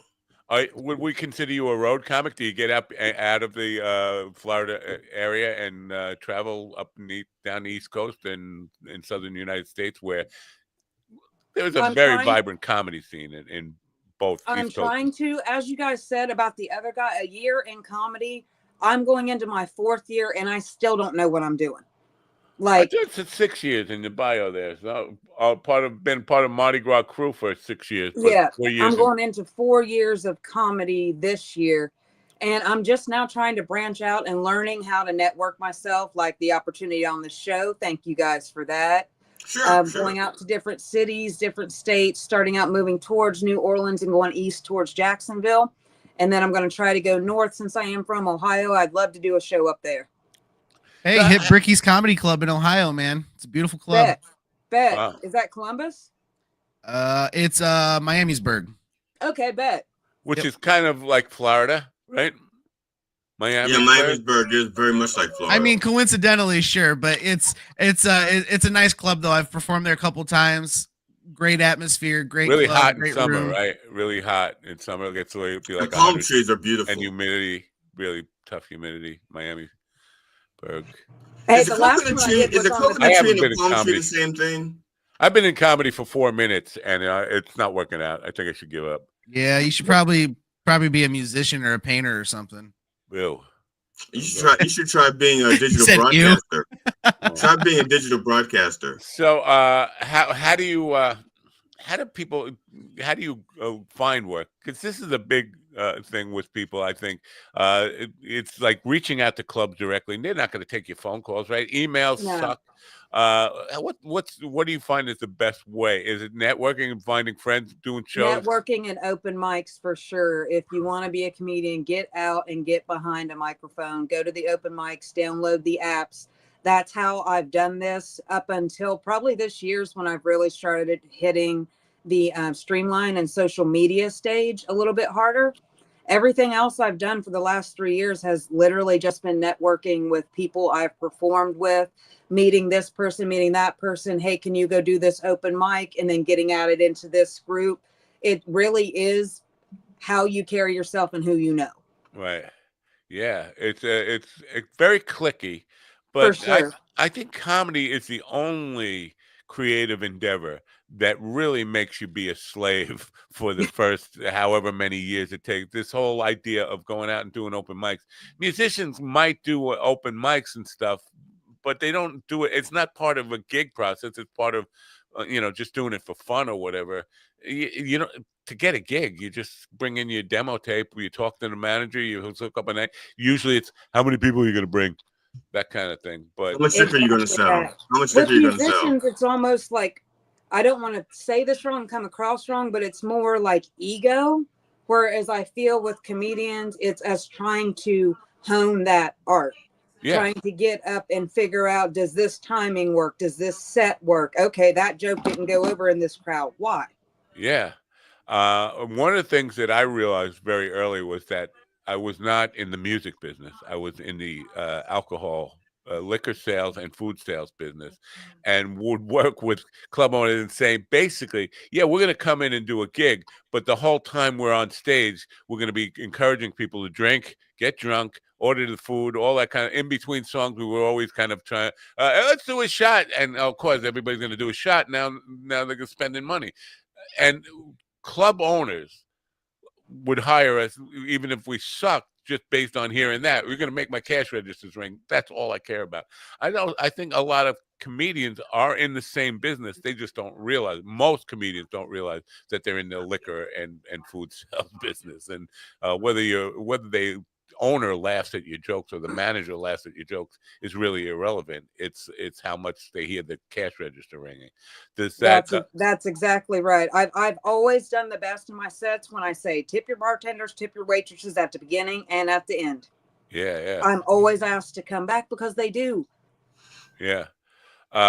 So now, when you got started in this, what was the initiative? Because you didn't start as a kid. You were already. No, I'm a later in life comedian for sure. Yeah. 3 years ago, that friend I was speaking about, Trey, hosted a comedy show for his crew of Cannabis. And I was supposed to just come as a spectator and support my bro. I showed up and the president met me at the door and said, okay, you're on third. What? And I see my other friend running across the bar going, hey, Brent, wait. And I'm like, no. She's like, so don't be mad, but I signed you up to do a set. Can you talk for 15 minutes? I was like, he said, talk for 15 minutes? 15 minutes. So what was your you guys know that's a long background? What was your background that he thought you could talk for 15 minutes? I mean, it was like, did you say like, well, you have a PhD in psychology. Can you talk for 15 minutes about psychology or something like that? Or... Well, see, the one thing they told me is you have to tell a story about weed. I was like, hold on, I got this. I got this. And I got up there, and that's how my comedy career started. I just started telling a story. And I found that some of the stories that I've went through in my life, people relate with. And it's funny because it's real. Right. I don't have to worry about, did I say this right? I have to worry about the timing, but I know the content because I lived it. And it's almost like a therapy for me. If I say something and you're laughing at it, you relate to that. And now we're vibing. Yes. It doesn't matter anything that's going on out here. We're vibing right now on this plane. And I think that's kind of beautiful. People who do the stand-up, the joke punchline or set up punchline. What did you say about keeping panties on? Yeah. In comedy, when you keep disgusting. Right. It's people, it seems that storytellers are not treated with the same respect as people who do the standard setup punchline, setup punchline, joke. It seems that storytellers aren't as respected as much as, even though their craft is, I think they're just as funny if the storytelling is done correctly. It's like anything else. There's good storytellers and bad storytellers, good joke tellers and bad joke tellers. Do you really think it's a respect thing? It seems like it. It's yeah. It's because it seems like I think bookers. I'm talking about bookers, not audiences. Audiences want to be entertained, regardless. It doesn't matter if you're a pop comic or but if you're a booker, you hear storyteller. You don't think a laugh every 15 or 20 seconds. You think, oh, he's telling a story. And matter of fact, a lot of times they don't even think that they're laughs. They just think of stories. I think also there's a patience thing with an audience. I think if they're not prepared to wait 10 minutes to laugh, because you go to a comedy club, you want to yuck every 15 seconds. Right, but if you're a good storyteller, you're not waiting 10 minutes to laugh. It's maybe 30 seconds or 45 seconds into a story. But well, that's where Bert Kreischer. That's where Bert Kreischer shines. Is he's a storyteller, but he punches it up. He's a comedic storyteller. Yeah, he's a comedic storyteller. He punches it up and tries to. Let me take my shirt off here. Right. No, I'm not saying I'm. I'm not a huge Bert Kreischer fan, but I'm saying I just wanted to take my shirt off. No. Oh. I tried that once. It didn't go well. Yeah, me too. My tits were too big. It made all the ladies jealous. That's why I don't take my shirt off anymore. Milkshake brings all the girls to the yard. Oh yeah, I'm like, ooh. Yeah. Anyways, but yeah, like Bert Kreischer though, he's one of those storytellers. He takes 10 minutes to tell a story. Yeah. But you still laugh on the way to the end of the story. You're not just sitting there waiting. I understand that. I mean, that's pretty much what I do as well. I mean, I think if you have a 2-minute story, you don't make people wait 2 minutes to laugh because you take your pants off. Right, you put things in there to move it along. I understand that, but I'm just saying the perception versus reality is that it takes us 10 minutes to get a laugh. And that's perception, that's not reality. Fact. And so I'm just wondering if she, if she's experienced that. Laugh. I have in certain venues, depending on the crowd. Like I found that one place I played in Pensacola, that went over absolutely fabulous. Everybody was laughing. I didn't go a minute without a laugh. The set went great. Exact same set, 2 towns over, I died on stage because I didn't read my crowd. But I feel like every time that happens, I learn a little bit. Does it suck? Yeah, because we all have ego. It's a huge. Yeah. I understand what is ego. What is this ego that you speak of? What is? It sounds so foreign to me. Is that like an Egyptian restaurant? His mirror broke because he looked in it, and kind of like an ego with one less G. Yeah. Oh, well, I guess we need to spot that G. So we can hungry though. Fix it. I don't know. I just don't know what this ego is. It just sounds so foreign. You know about yourself, but you got an awfully big ego yourself. Well, thank you. That's what the ladies say. Your ego's showing. Put it away. My perception of Florida is there's a lot of Gators? non-traditional comedy club, like comedy venue, work, like breweries, outdoor venues, and all this kind of stuff. It's a different comedy scene than a lot of the rest of the country has, where you just have all sorts of places where comedy might happen. Laundromat, a big comedy show at the Laundromat. Yeah, the last show I did was on the beach. On the beach. Yeah. Difficult? The show that I did before that was in our brewery. Yeah. It's weird. It's a little weird. It's definitely a little weird when people aren't coming for comedy and then they find out there's comedy there. It's like, wait, yes. I have I'm to like shut up. standing up there doing a set and I'm watching people walk in, go like, what the hell is going on? Oh, okay. Well, we'll just check this out. Yeah.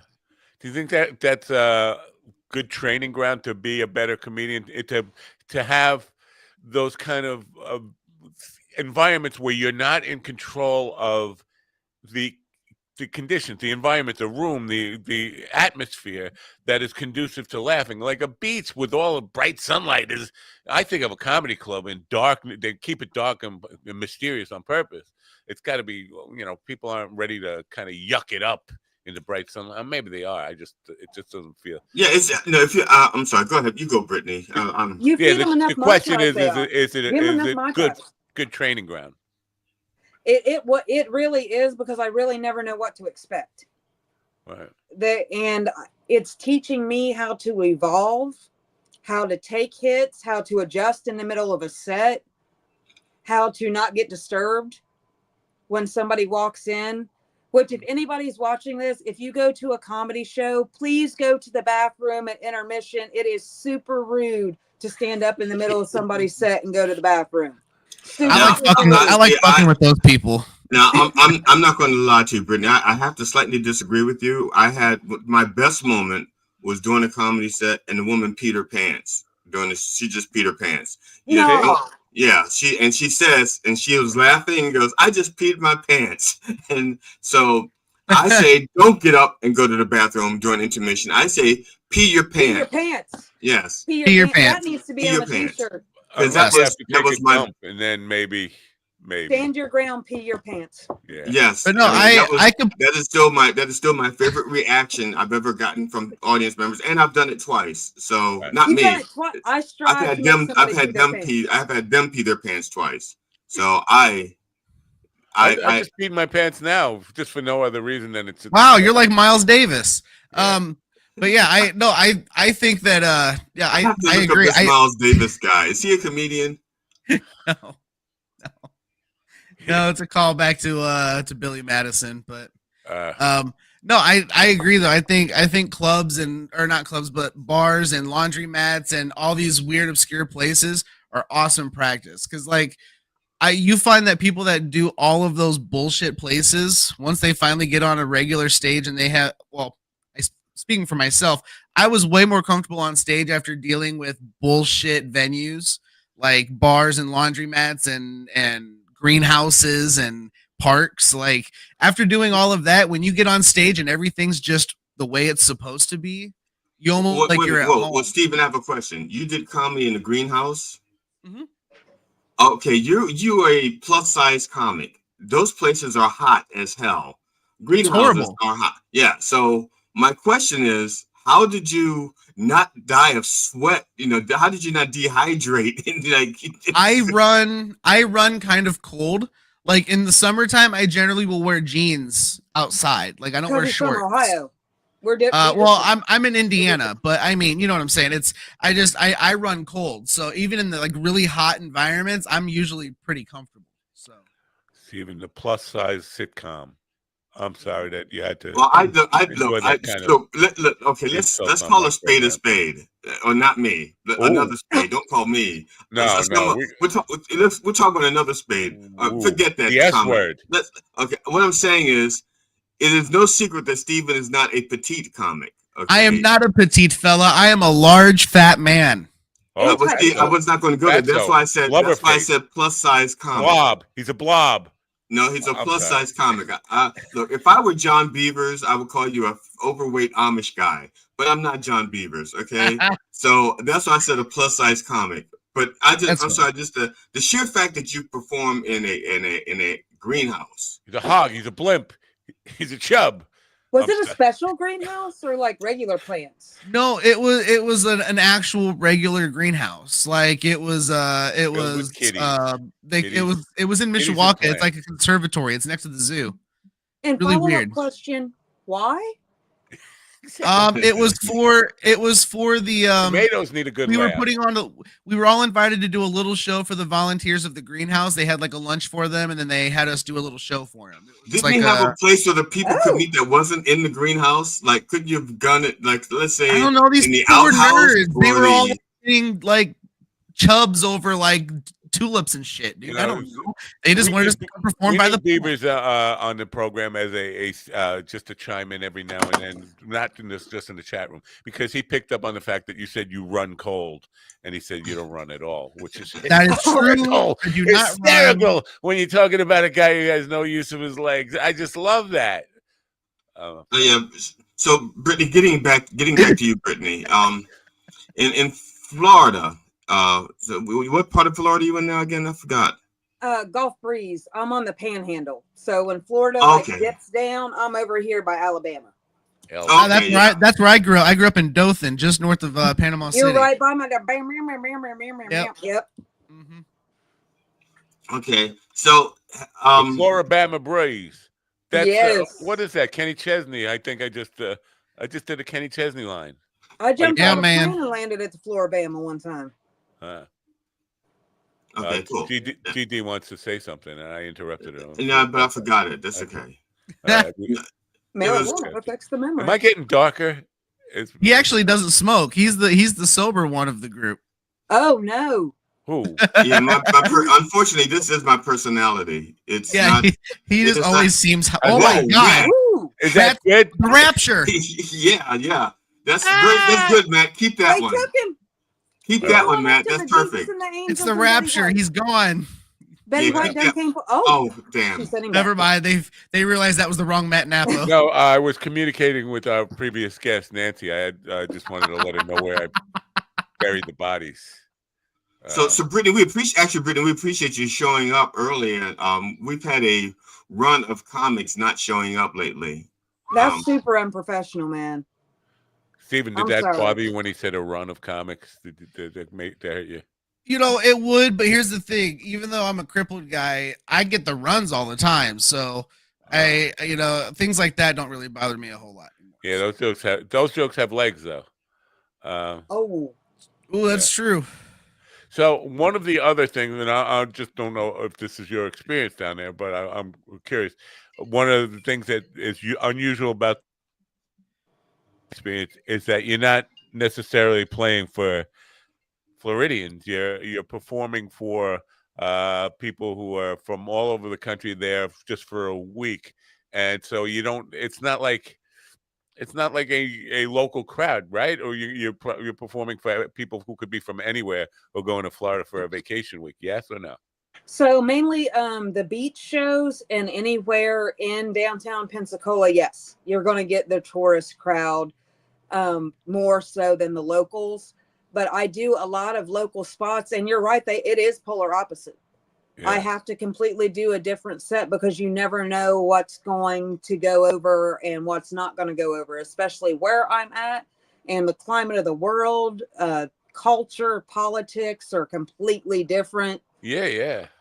But what about the mindset? Because people go to a comedy club, they want to laugh, they don't want to get pissed off. But I think tourists are more likely to be just in the ready to laugh mode than local people. Local people are probably the ones who are going to do the heckling, right? Or yes, for sure. Local people are the ones that have to go to work after they have to go to work the next day. People who are visiting can stay out as late as they want, drink as much as they want, not worry about the next day. But exactly, they have the no worries attitude. They're vibing anyway. They come in with a high vibe, just chilling, just wanting to have a good time. They're already relaxed. Whereas the locals sometimes, and we've seen it, me and other local comics, some people just come to these shows to heckle. Yeah. Which I mean, you gotta get that practice in. You gotta get used to it. I've never been heckled at a show, so I understand. I guess I'm intimidating. I think we make up for it on this program. Yes, yeah. But one time I got heckled, I got told by the host, "Be nice." Well, as he handed me the mic, he was like, "Just be nice," and I was like, "No."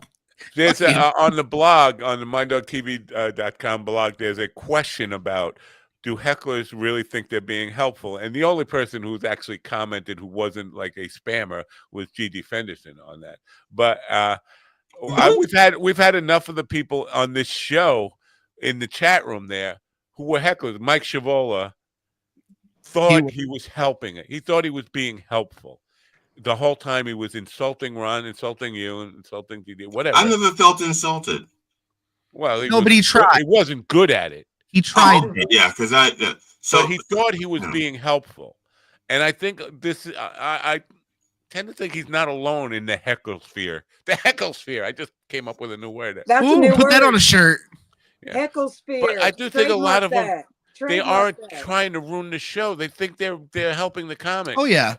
I think there's absolutely a group of people who think they're funny but won't get on stage, and they're like, you know what? I'm gonna add to the show. I'm gonna add to the show. I'm gonna heckle. Maybe I'll get some attention out of it, and it'll be a good time. And then they end up making an ass of themselves. Yeah, right. They don't really believe that. They don't. In their heart of hearts, they really don't believe they're helping. It's more of a selfish thing. Well, I say help. It's like Elon Musk wanting to go to Mars because the sun is going to blow up and destroy the Earth. That doesn't help.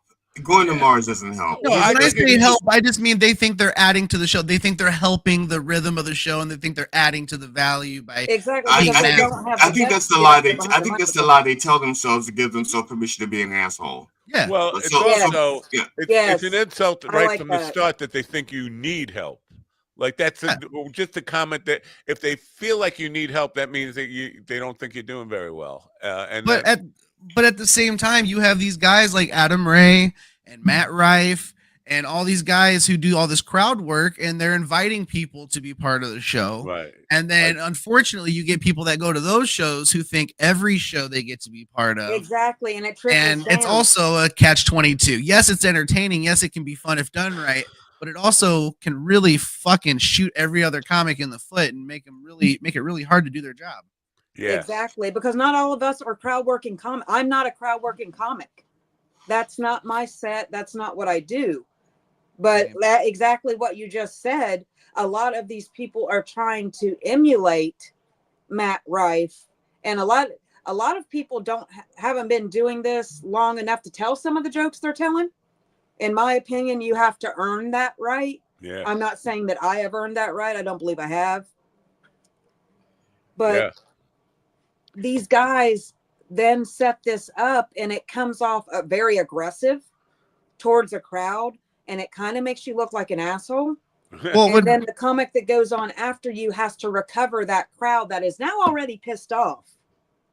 Yeah. And they may not be laughing at you because they're already mad. They may not be laughing at you because your jokes aren't hitting. It's very hard to read.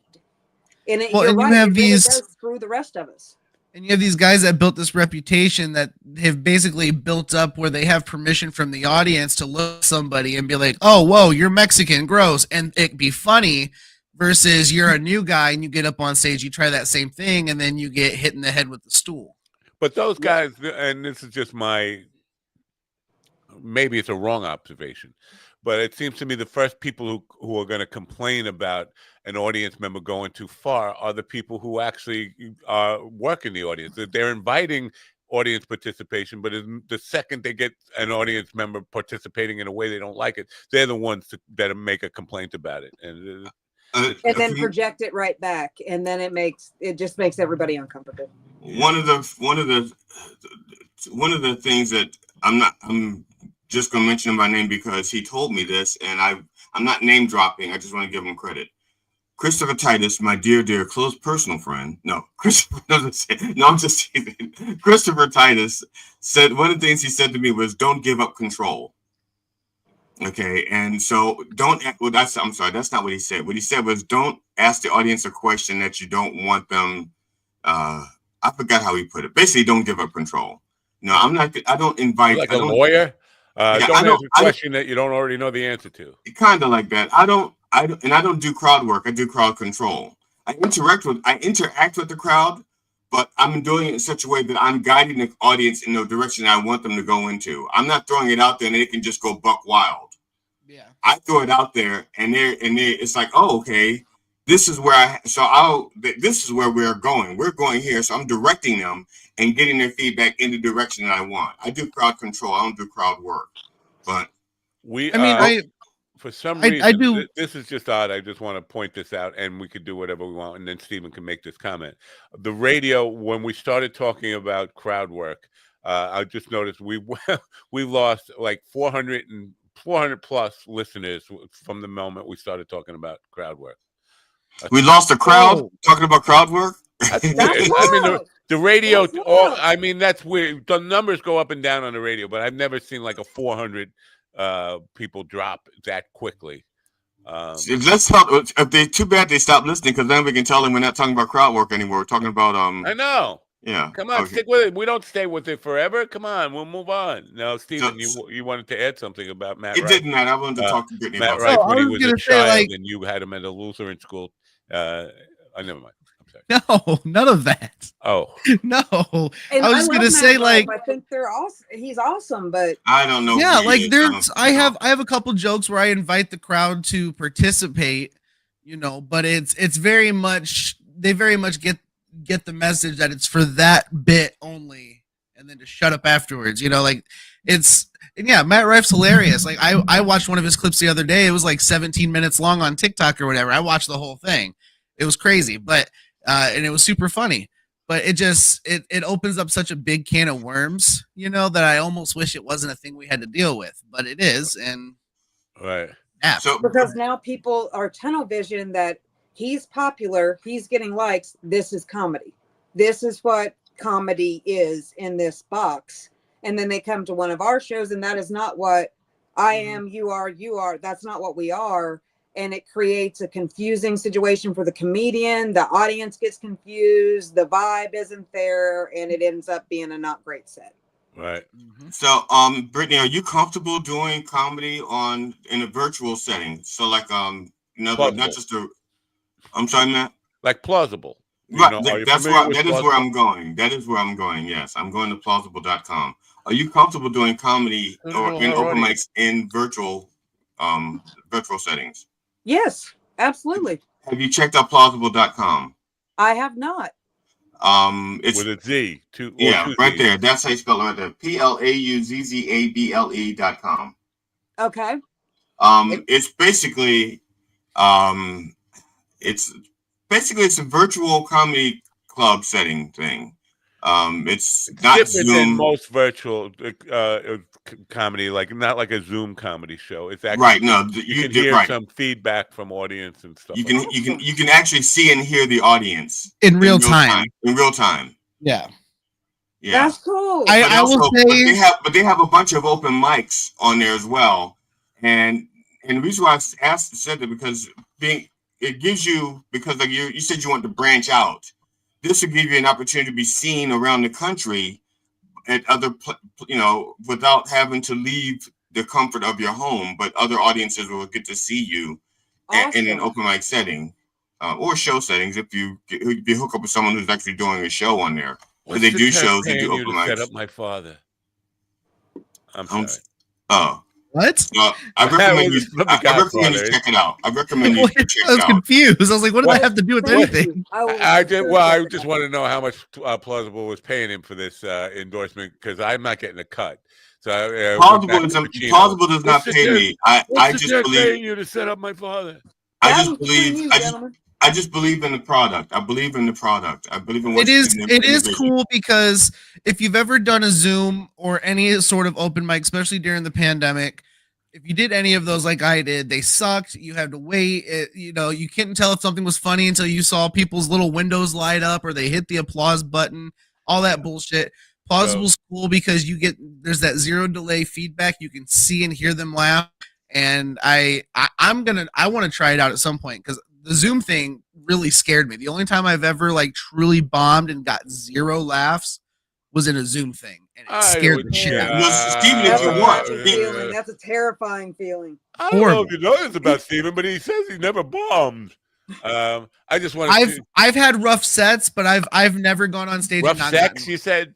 Rough yeah, sex? he said. How old was this kid? I'm sorry. Okay, you Was know what? A high school wrestler?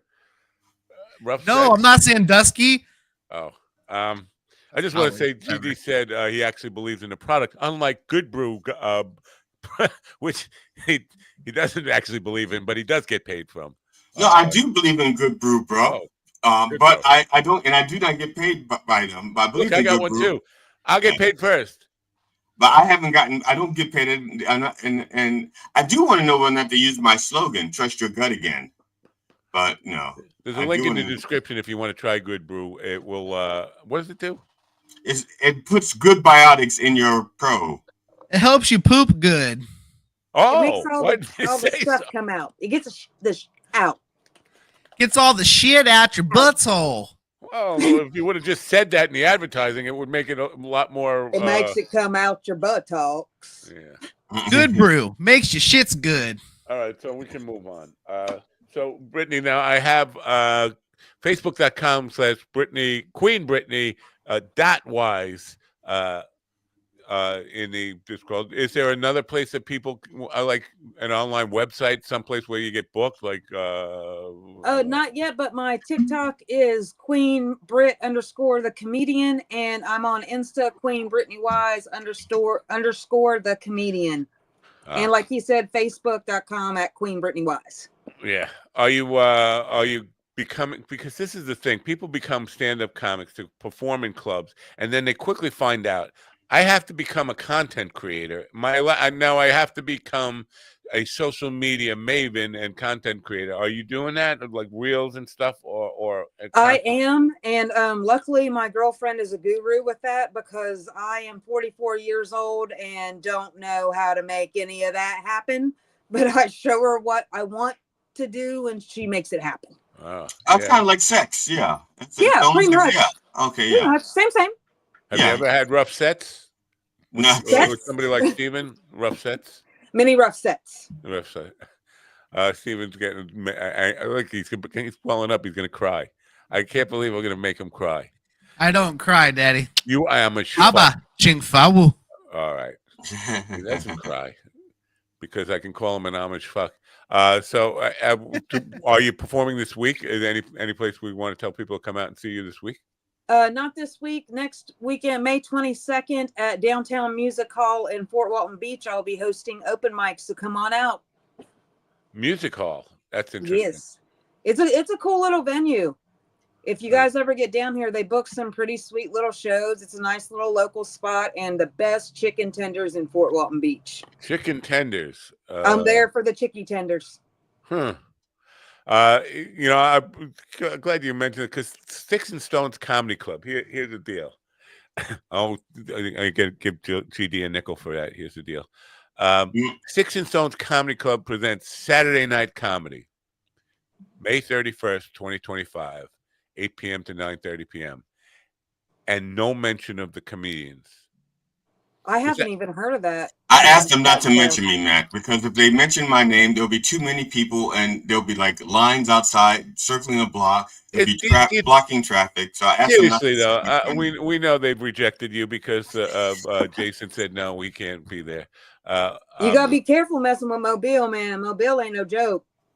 But is there something I'm not getting here? Why they would not? I mean, listen, I know GD, but why not put the other comedian? It's a night of comedy.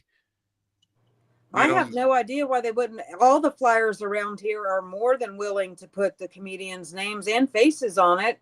So that's really odd. I know. That's what I thought. That's really, really odd. I'm going to ask around about that. Even when I did the World Record Comedy Festival, there was like 90 comics. They still had a flyer with everyone's name on it. There's always a flyer. At least put the headliner on, right? Something. Just weird that they're going to do. And now that's Memorial Day weekend. It's tough enough to get people to go out to a comedy club on Memorial weekend because they want to squash their weenies on a grill. Yeah, right? That's a tough weekend to book a show. I learned that the hard way. The weenie on a grill thing kind of brought back. Sounded like it would hurt really bad. Just didn't like that at all. Memories of Alabama. I know. I did that. America like a weenie on a grill. I did that one weekend, and I didn't realize it was Memorial Day weekend because I don't pay attention to holidays. The other thing that I did not realize, I did a show on Preakness Saturday in Baltimore. I didn't even think about the Preakness being a competitive event. No, there was like a theater that holds like 400 people, and I think we had like 60 or 70 people in it. But everybody else was at the Preakness. Wow. Yeah. Much love Christina to Britt Pearman says, much love to Britt from St. Louis. Yeah. Thank you. St. Louis is a weird town, right? Which St. Louis is it, guys? Just express Isn't love there from like you, but two, can we like one's on one side and one's on the Yeah, other there's two side? St. Louis's. Yeah. But I was saying, which one is it, Christina? You didn't help us. Which St. Louis? Mo? How do we know it's Mo? I don't know. Is it Mo? I don't know, Could be Mo, could I be don't know. Cans, right? I don't know, Mo. Because every other St. Louis is spelled Lewis. It's the Jewish thing. Yeah, well, not St. Louis Catholic Church. That's exactly, it's spelled just like that. Missouri. She lives on the Illinois side. There's that. Oh, there's an Illinois side of Missouri. There's an Illinois side of Missouri. So when I went Kansas City is very similar. When I went to Kansas City, part of the city is in Kansas and part of it's in Missouri. Yeah, and it's Kansas just City, Kansas City, Missouri. But there's East St. Louis, Illinois. It's right? an Ohio homo. It's an Ohio mo. That's what. Steven is a mo. Yeah, like Missouri. Steven, Good sir, I don't believe you need an asterisk in the middle of homo. No, the HO it's Mo is Missouri. I think he means Missouri, but I don't know. Yeah. I'm not a hoe from Missouri. I just want to say that Steven doesn't really care about gender. He's more interested in age. Shut up. Stop. No, I was just saying you're more interested in age. That's not. Yeah, like they need to be above like 28. 90. Oh, inches tall? No, age. 28 years old. 28. Oh, I thought he was out here chasing grannies or something. Lyle was fitting to pop. He off. is into grannies. He's a gilf king. He's got a porno fans only, whatever, OnlyFans. It's a gilf king. He basically loves grandma. The girl I'm currently talking to is a little older, but she's not grandma. Was she? Sure. Not yet. Her kid is pregnant, right? She's 42. She's not a grandma. Okay, I can't say anything about that. Wow. There you go. St. Louis, though, and Missouri in general. And I'm sorry, St. Louis. Well, she's on the Illinois side, but they have an odd mix of religious and just sinners. I mean, so they're like you'll see church, porn store, sex shop, church in St. Louis. It's just a there's also the church with the porn sex shop in the basement. Well, what I'm getting now is church, porn, sex toy, comedy club, church. Right? But some churches have the sex porn store in the basement of the church, is what I'm saying. Yeah. Oh, I did not know that. And they got pizza there too? The Church of Last Resort does not serve pizza. So now do they grill their wieners there? The Church of Last Resort does grill the wieners. Yes, they do. Wow. How they sit on them. No mustard. Anyway, he likes the brown mustard for some odd reason. He likes that gray poupon. Oh. Boy, oh boy. Boy, oh boy, oh boy, oh boy. Boy, oh Chef Boyardee. Steven, what is he talking about? I don't get his boomer references. Can you play boomer? Chef Boyardee? Well, that's not a boomer reference. I have that in the cabinet right now. Wow. Really? I thought you ate real food. You eat Chef Boyardee? You don't get sponsor, right? You don't get I'm to a be a 34-year-old single dude. Fat guy. All I eat is no, actually, I'm down 20 pounds since I left my ex-wife. Thank you very much. That's because children don't weigh much. That's why you're down 20 pounds. Yeah. Well, so So Brittany, did you write down the plausible.com thing? You can just check it out. It's yes, I did, and I'm definitely going to check that out. All right. If you get a hold of Leanne Linsky, just let her know that you heard about it from us. We don't get a cut or anything, but we want her to know that we still think about her. I don't get a cut. I definitely we don't get a cut. I definitely will. Hey guys, can I give a shout out to my hometown? Yes, please. Sure. Hey everybody in Greenfield, Ohio, how you doing? I'm a long way from home, but here we are. And what's up, Gulf Breeze, Florida Gulf Coast? We just lost another Mexico. 400 listeners. I'm kidding. Actually, they're back. Hello, you're back. Where did you go? You don't like crowd work talk. Thanks for being there. You said it. They all disappeared again. Son of a bitch. Like magic. They disco fucking poofed. Yeah. So now, are you pursuing? Because this is a thing that I don't think enough comedians even think about this. Or obviously it seems like a pipe dream, but in Florida especially, you don't have to do all the work yourself. There are lots of booking agents and people, entertainment representatives. Are you seeking that or actively looking for that? Or is that just something that you think, well, it's an unachievable? He's got a cloak. Sorry, I got distracted. I have ADD, and he's doing some banner-she cool shit. He's lost his head. He lost his head completely. Yeah. I actually walked into it. A gentleman that weird. You can see his face through it. I ran into him from the last show that I did. I was his opener, and he was the headliner.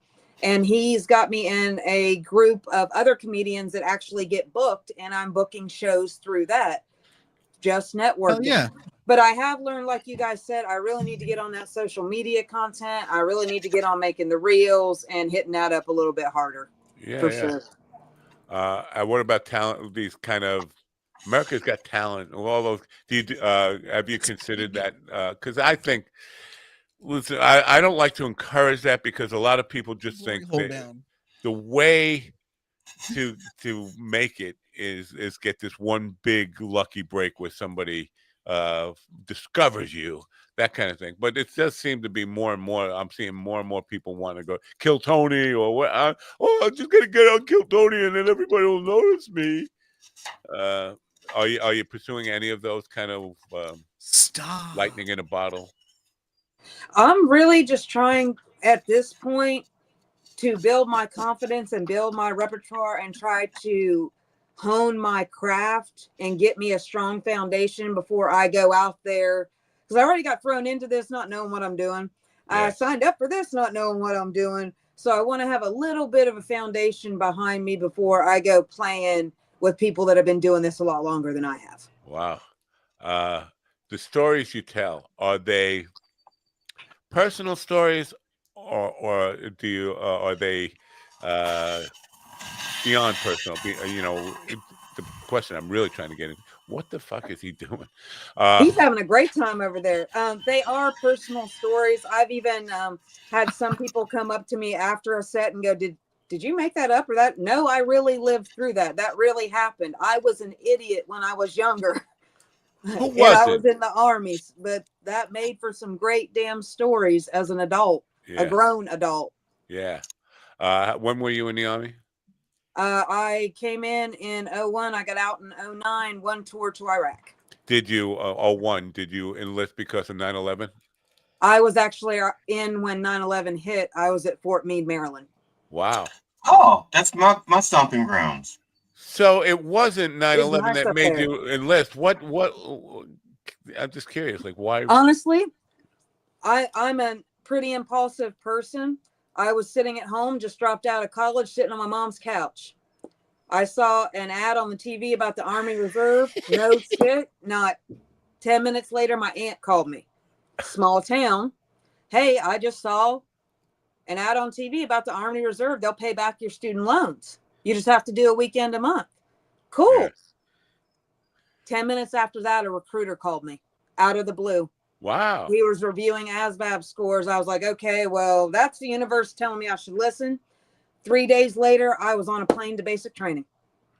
Wow. I think there's something to that. I don't know if it's universe, whatever.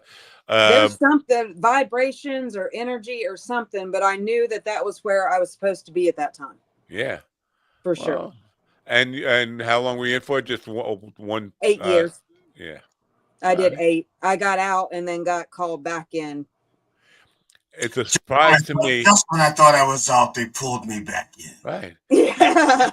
Just how many people who have served become comedians after they get out? It's just like there's something about the military service that makes people want to make people laugh. I actually I think it's the need. I think it's the need for therapy. The worst situations on the planet, and if you can't laugh in those times and find humor in those times, I truly believe you lose some of your humanity. There is a documentary on, I think it's Peacock or Paramount, and it's it follows 5 injured vets who are taken up on the wing of some comedians who are teaching who they're interested in doing comedy, so they take them under their wing and teach them the art of comedy while implementing and talking about their struggles with their injuries. One guy was like an IED victim, like he's all burnt up and missing body parts. Some of them are missing, limbs or just have PTSD, but they're all taken up and they all learn comedy and they're all going through this journey. And it was a really What body parts are they missing? Because I have a catalog here, extras lying around. I could. The one guy was missing, I think, like half an arm. He was missing like an ear. Like he was all like scarred up and burned. See, you don't need those parts. You don't need those parts to be a comedian. What you can't miss is the light and the punchline. If you miss those, your career's over. Yeah. The thing is the general rule of thumb I was always told is you can't be pretty and do comedy. Now, granted, that's not true. There's a lot of really pretty comics. There's a lot of really pretty comics. Yeah, there are, but I'm drop dead gorgeous, and I do comedy. So. Right, but on the flip side, you got guys like me who just aren't. So it makes sense. It fits well. Not all of us can look like Kermit in a snapback. You're right? fat and ugly, and you look like an Amish guy. That's all. I'm sorry. That's fair. Yeah, you're not. You're very cute. I find you very attractive in a. Steven is an Amish 10. Steven is like a 10. Yeah. Hard Amish 10. Yeah. I'll take an Amish 10. Yeah. They'd be showing you ankle for that. Yeah. On the news yesterday, there was Indiana. You're an Indiana 4, but an Amish 10. A truck hit a Amish cart. It's not funny, but. Which is why you're laughing, trying to get it out of your mouth. It's not funny. It's not funny. I just can't stop laughing. I always laugh at the idea of like a 4-horse on the highway in a horse-drawn Amish buggy somewhere, and it's like, what the fuck is going on? What is 2025? Fuck you, John. 1825 Amish. Son of a bitch! You son of a bitch! That was good though. John finds you attractive. That was a good one though. Good. He's like the little boy in first grade that keeps pulling the girl's hair because he finds her attractive. That's what he's doing to you there. He's pulling your Amish pubic hairs that are on. There's a friend of mine who says if you're riding my back, you better be pulling my hair. I had a bumper sticker that said, "If you're gonna ride my ass, at least come in it first." That escalated quickly. I had that on my wheelchair, and I had it on my wheelchair. You had it on your wheelchair? Come in it first. Like that's where you start. That's where it ends. It didn't have to make sense. It was provocative. I was just provoking things that make you go. Yeah. So more like, huh? Yeah, things that make you not want to touch the back of his wheelchair. Morbid curiosity. All right.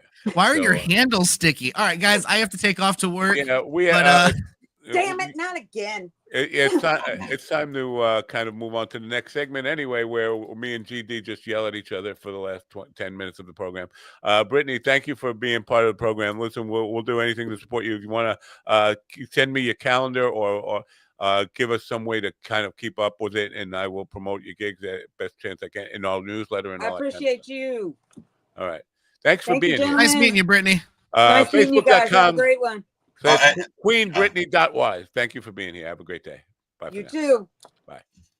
Okay, Mays, Alghouse, whatever his name is, Agast, Mays, and Southern. That's how it's done if you're a comedian, okay? You show up, you take the interview. You don't blow us off, okay?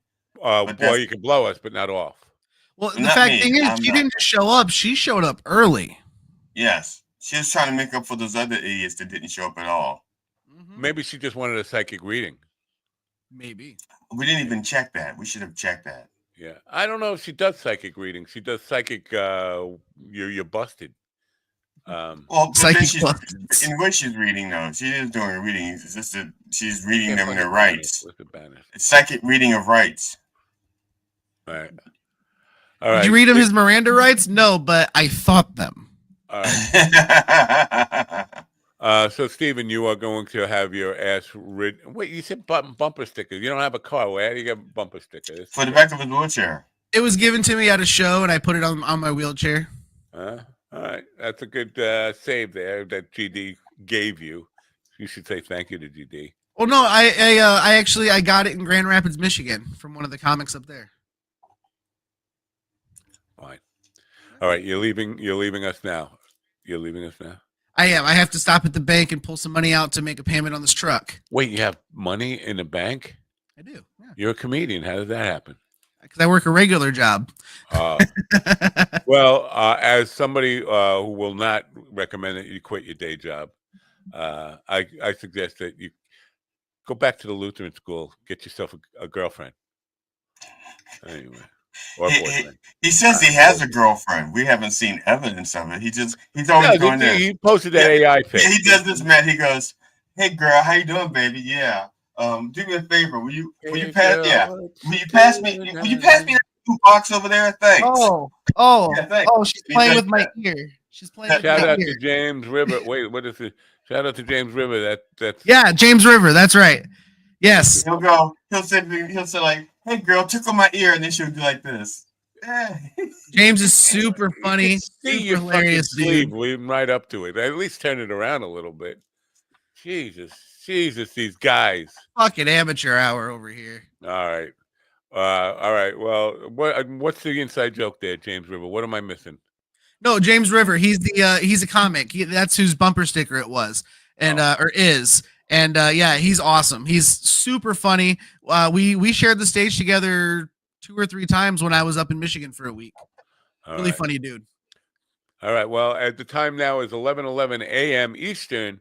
And this is the time you can let yourself out. I'm not gonna. All right, guys. I'll see you in the morning. I'm gonna go to work. My base will be here soon. I'll let you know how that goes. And yeah, it's morning now. What do you mean? I'll see you in the morning. It's morning. When you get your bass, we want to hear you do a solo. We want to hear you play a good bass solo. Maybe something from yes, the Fish. Play the Fish from Yes. You got the bass. You got the bass. No, it should be here. It should be here in a couple hours. This fucking shipping I've ever heard of. I mean, I ordered something before I hang up the phone, and Amazon's got it. I know Amazon did not have any other options but the standard shipping.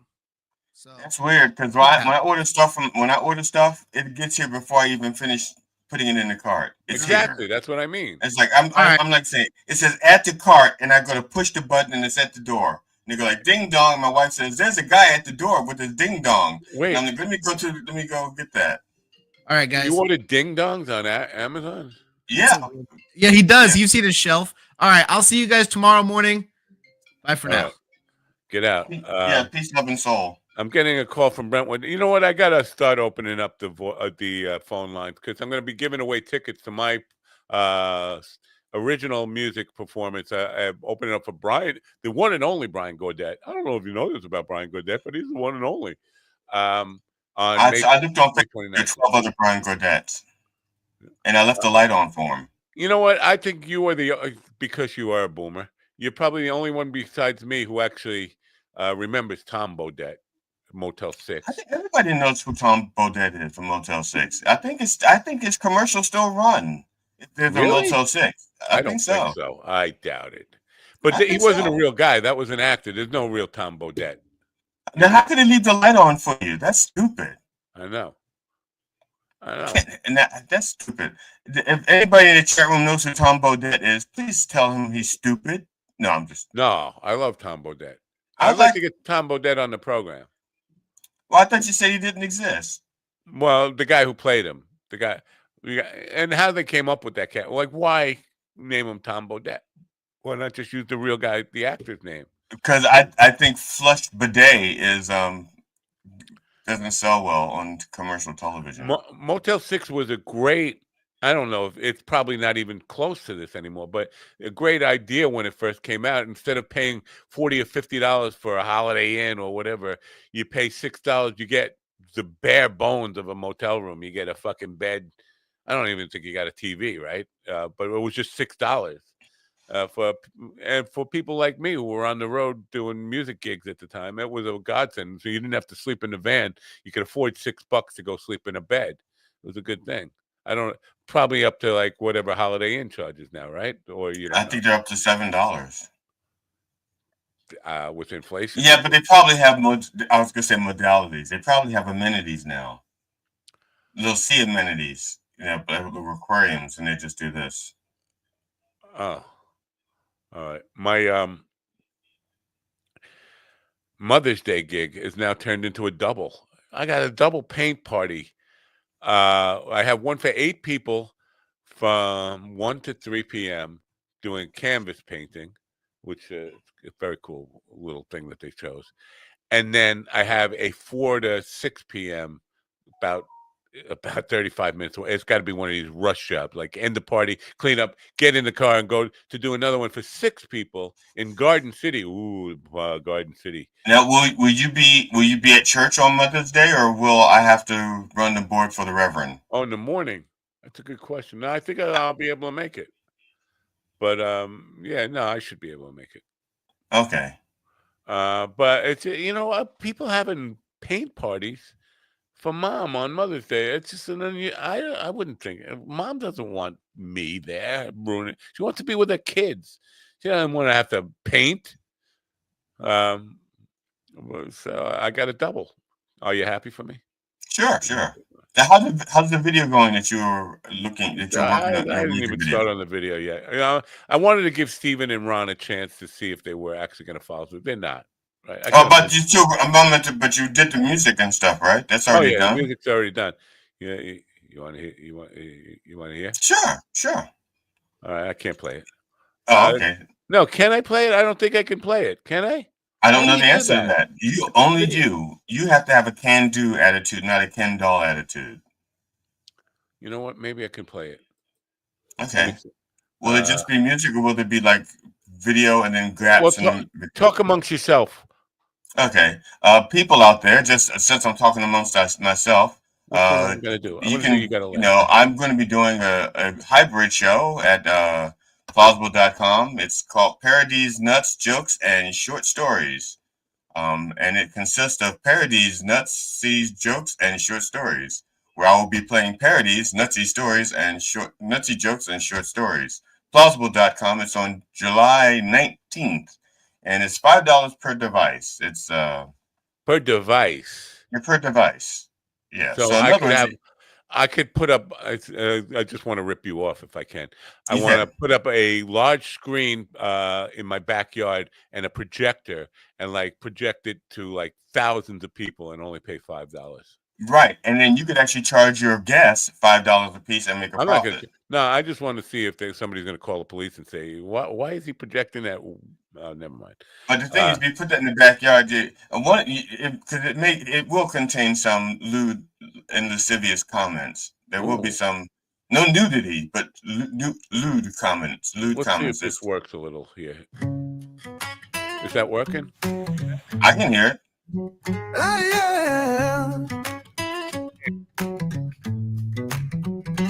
Everything is funny about the human condition. From the way you spend your money to your favorite position. You're born into a world where the joke is on us. So listen, boys and girls, better get on the bus.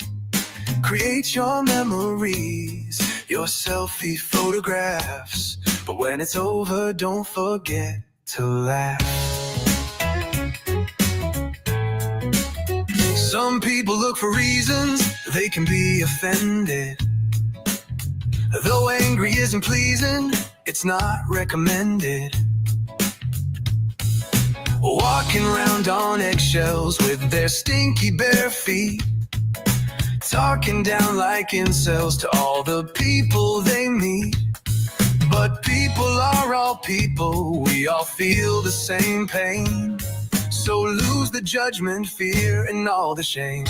You gotta laugh, 'cause laughter sets you free. You gotta laugh, the only way to be. While you're looking for meaning on this crazy ride, don't forget to laugh until you cry. Everything is funny about the life we've been given. From the moment you're born till you give up the living. The lessons you're presented and an intricate riddle. The things that you've resented kept you stuck in the middle. The screenplay of your life awaits the final draft. But when it's over, don't forget to laugh. You gotta laugh, 'cause laughter sets you free. You gotta laugh, the only way to be. While you're looking for meaning on this crazy ride, don't forget to laugh until you cry. Just giggle, snort, and chuckle, and don't be afraid. Maybe you're uptight because you need to get laid. And if it feels like all your dreams have gone up in smoke, remember life is nothing but a joke. You gotta laugh, 'cause laughter sets you free. You gotta laugh, the only way to be. While you're looking for meaning on this crazy ride, don't forget to laugh until you cry. All right, enough of that. Is it done?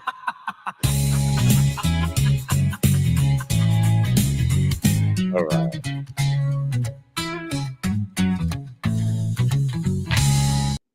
There you go. You got to laugh. I like it. I have two questions for you. One, would you mind if myself and if Alan approved it, we use that as our theme song for our podcast? Oh no, I'd be honored. I'd definitely be honored. I'll send it to you. You can use it in any way you want. There's one line that I when you did the one that I'm trying to think here. It's something about laughing at the joke, but you don't say the joke. The word joke ends a little early in the meter, so you go joke like that. Yeah. Oh, do you remember what the line is before it?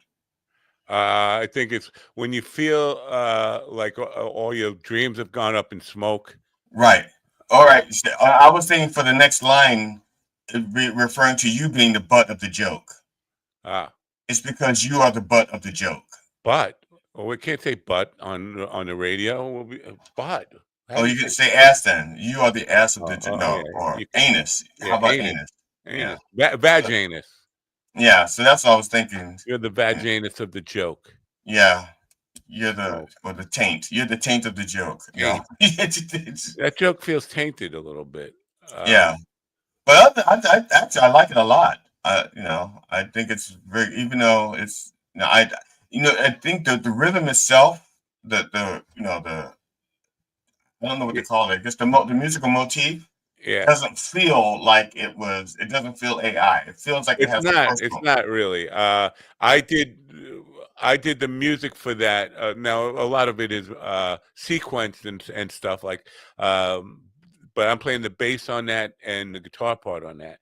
But what happened, and this is not typical AI. This is not like an AI thing where you just put in.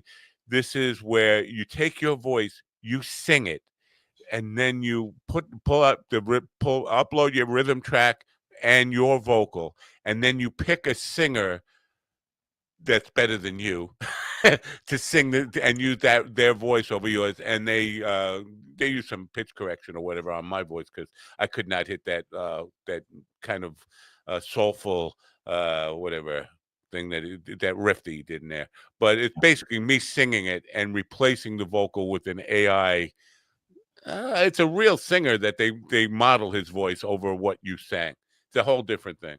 But it's a whole different way of working. So you actually have to be a musician first for that to work. Okay, that explains why I feel that. That's probably why I felt better about that one, because I could. I thought that's what I'm saying. It felt more personal with the.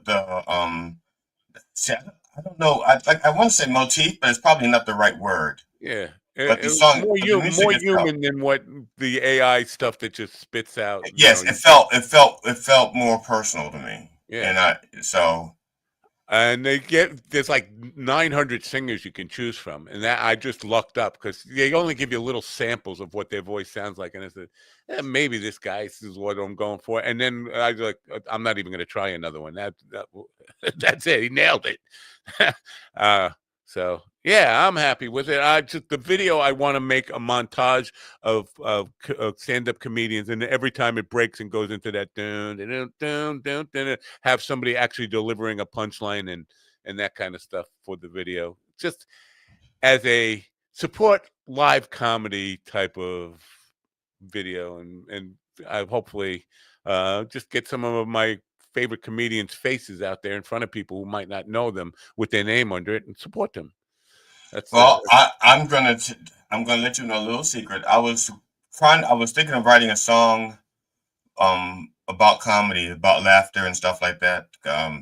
As no my former bass player, our band, we used to do a song called "Laughter's the Best Medicine," and I liked it, but I thought it was like missing something, so I was going to redo something, and I was going to borrow the motif. And all those lyrics came to me after smoking a joint of just cherry blossom sativa. Basically, with what you wrote, I don't feel like I need to write my version. Is what I'm saying. Wow. That's what I'm saying. I don't feel like I need to write my version because your version pretty much says a lot of what I was going to say. So if you're out there listening and keeping score, it was not written by AI. It was written by Sativa. Sativa gets all the credit. So Sativa 1, AI 0. Yeah. Actually, no, you've got 2 AI songs and 1 Sativa song? I have more than AI songs. I got like I got probably a dozen of them by now. But almost all of them, I am writing all the lyrics for. Like they'll offer you the option of have AI write the lyrics, or you can write your custom lyrics. The thing with that is you got to be really specific about putting in, this is a verse, this is a chorus, this is a pre-chorus, and how to use it and all that stuff. But I've been happy with those results as well, where I just write the lyrics, kind of tell it the key, the modality, the mood of the song, and right. genre that it's going to be in, if I want a male or female singer and all that stuff. And then I write the lyrics. Some of those have been good. Some of those, I've been taking songs that I wrote years ago that I wasn't happy with the production on, just to see a different take of it. And some of them were surprisingly good, and some of them just suck, like really, really, really bad. I could go through what I have on song. Now, my problem is I think some of these apps, once you do that, they start sharing it with their community, and other people are allowed to use those lyrics and stuff. It's like, that's the other thing I don't like. I don't like those. Yeah, I don't like that. Yeah. I don't like giving up the rights. Giving up your right to fight, to party. Yeah, even if my songs suck, I still want to maintain the rights to my stuff. Yeah. It's my suck. Right. Yeah. Now, that was one of the things that, and you're probably too young to remember this. Back in the day when if you were a musician, you might get something in the mail from Sun Records, and for $400, they would have professional musicians record your song for you. I still get that now. Really? Yeah, there's a studio in Nashville, and it's not just country music. It's a studio in Nashville that I think it's $500. They will completely you send them a rough demo, and they will do a complete production on your song for like $500. And I've been tempted to try that once or twice just to see what the results would be like.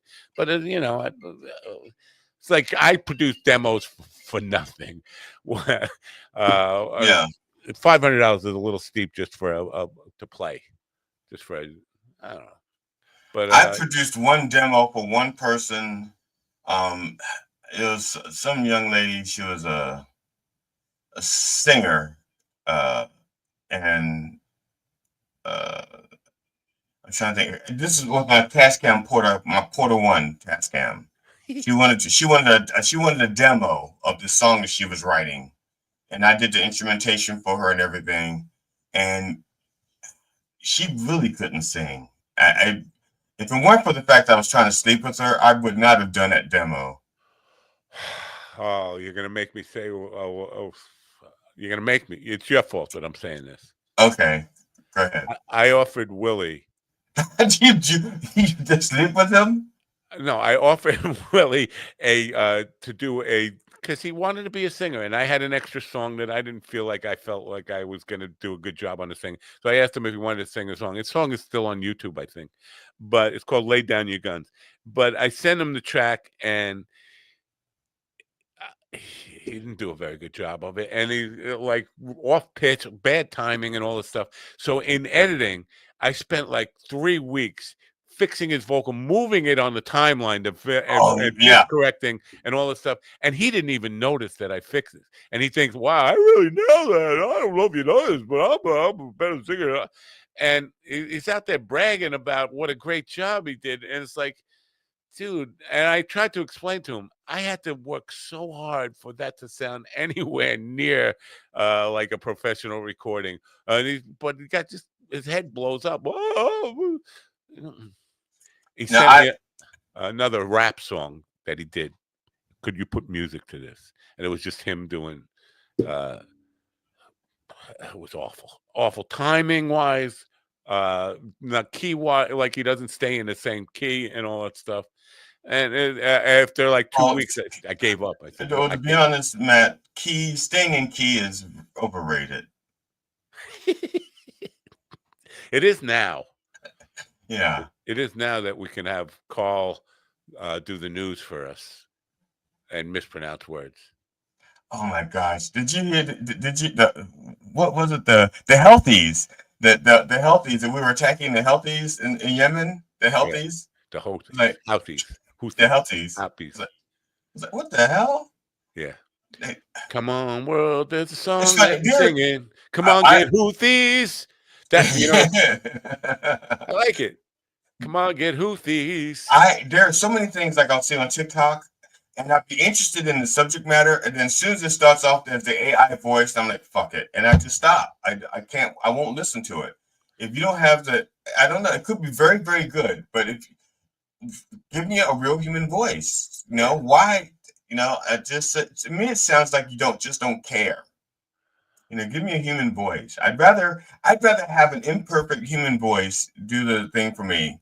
You know, to do the narration than have the same AI voice over and over again, who also has trouble with certain words. You know, can't stand it. That guy nailed the ha ha ha part because I wrote in ha ha ha ha, and I had no idea what was going to come out of that when I didn't do the ha ha's myself on the demo. Oh, okay. I just wrote in ha ha ha at the end. It got it pretty right. I was expecting an AI treatment of ha ha ha ha, but he got it pretty good. I got to say, he interpreted it. So yeah, I'm happy with that track. Anyway, now I'll give Ron and Steve until Saturday because Ron's going to be on Friday. I'll ask him if he wants to send me a track, or if they don't want to do it, that's fine. I'll just I won't include them on it. But I thought, hey, you know what? It'll get a couple of thousand views on my YouTube channel. People will see your name, know you do comedy. It's decent promotion for nothing. All you got to do is send a clip that you already have. Anyway. Yeah. The hardest part I had to do is, like I said, because I was thinking that I had to have like a setup and the punchline, but it's like, no, you don't care about the setup, just the punchline and the laugh. Yeah. So once I got that out of my head, it's like, oh, okay, because I had like over 10 hours of video of different material. I mean, different material, not like the same videos over and over and over again. Yeah. And I was like, okay, well, let's find something. Well, we're overtime now, 11:33 a.m. Eastern time locally. But earlier you were talking about storytellers and respect and all this stuff. Annie Corson who was for Seinfeld and TikTok fame now. She's an 86-year-old TikTok star. When she was on, she's doing all these comedy clubs. She's performing one comedy club after another. And I kept calling her a comedian, and she was getting really offended by that. I'm not a comedian. I'm a storyteller. But you're working comedy clubs. Even if you're telling stories, you're not telling jokes. You're still a comedian. She was offended by that. She wants to be known as a storyteller. So that's a different perspective than bookers respect or the audience respect for it. Now it's the performers wanting the label means that much to, like, I don't want to be known as a comedian. Like, that's somehow. But I think part of it is because most people think of comedians and they think of the joke setup, set up punchline joke. And so when you say I'm a comedian, they have a different expectation. And when you don't meet that expectation because that's not what you do, it makes you look bad. I've had one booker say to me, I don't know, I don't think you he didn't say I wasn't funny. He goes, I don't hear any jokes. I said, but do you hear people laughing? He goes, yeah, but I don't hear any jokes. He said, well, because they're not jokes. I tell stories. It's like watching a sitcom. Not every sitcom has jokes in it. Some sitcoms have situations.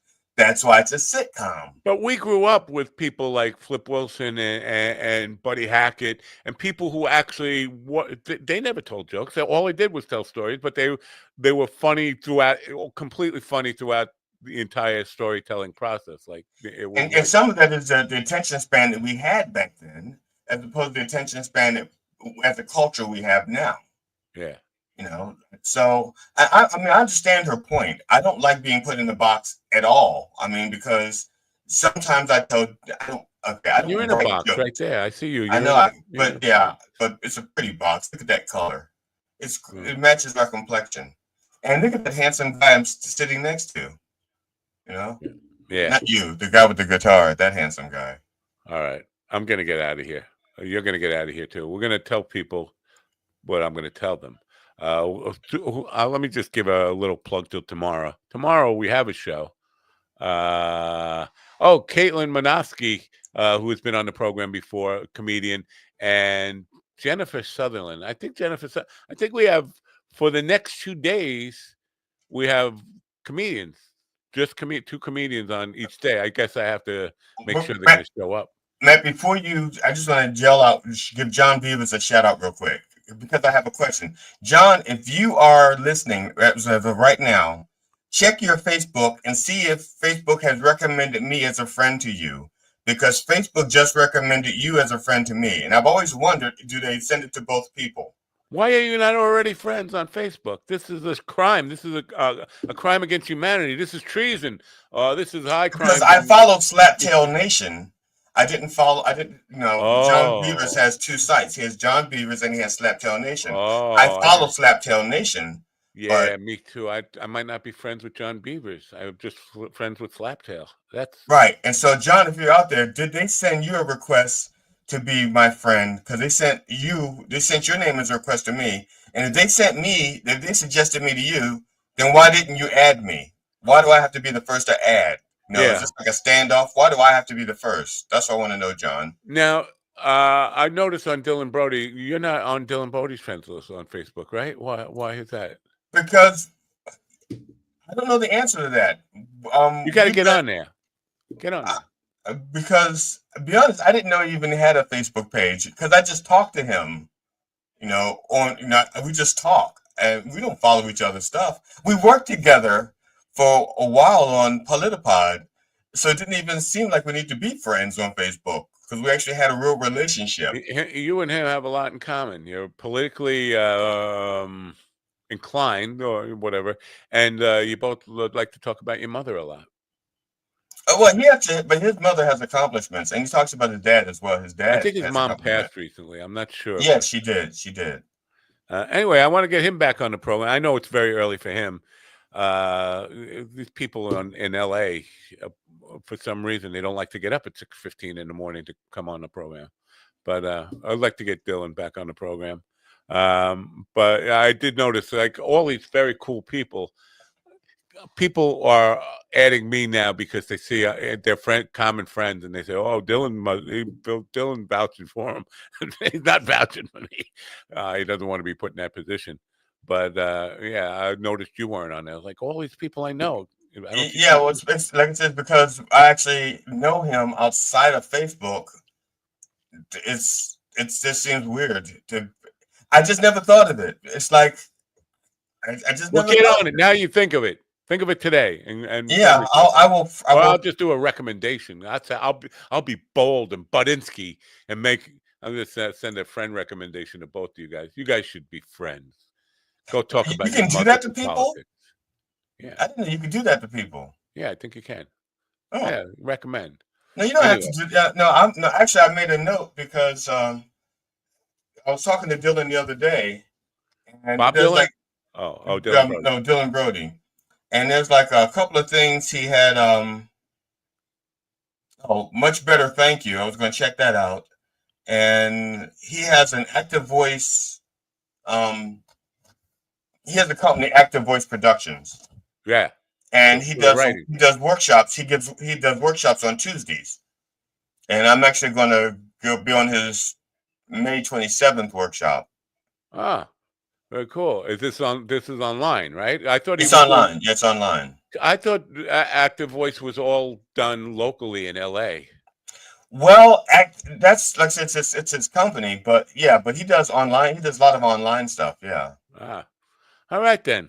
We'll wrap this up. I'll tell you, he's just fucking. There's not a lot of comedians that I take my hat off to. That I'm actually, You're not wearing a hat. I took my hat off for you. But as soon as the show's over, I'm putting my hat back on. Oh, there's not a lot of people that take my medicine. My medication. Is that Tums? Is that Tums or X-Lax? It's a knockoff Tums. It's like Yums. Yums. CVS acid tablets. It's kind of like the generic cheap version of Tums. Oh yeah. Yeah. I shouldn't have gave them a plug. Why am I plugging CVS? Fuck them. All right, we're way over time. I'm going to tell people to turn on the radio. Don't forget to turn on your radio and come back tomorrow. Thanks for being here. You people on the radio, I apologize for the overmodulation. And we'll be back tomorrow. Have a great day. Bye for now.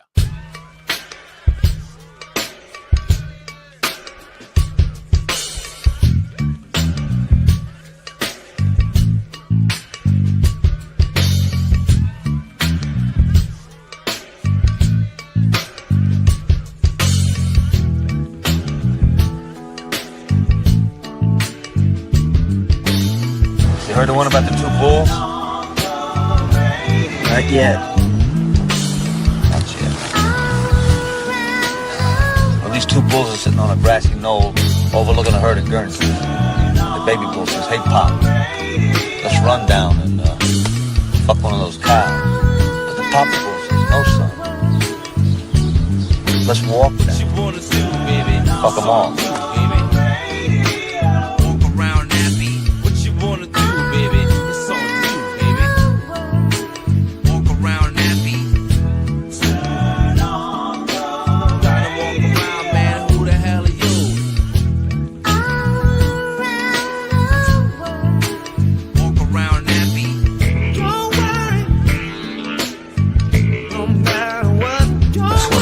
Schlong division.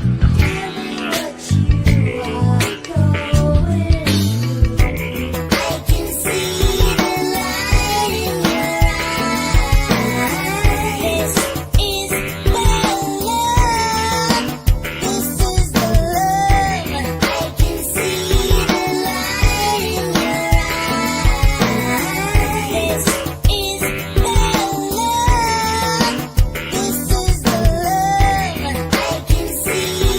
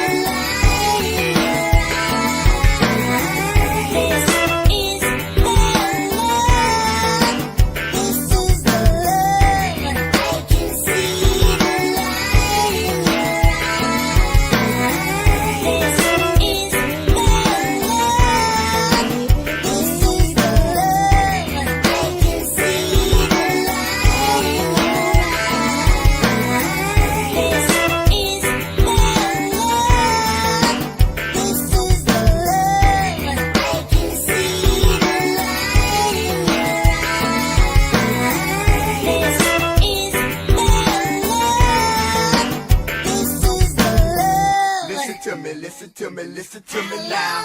Listen to me, listen to me.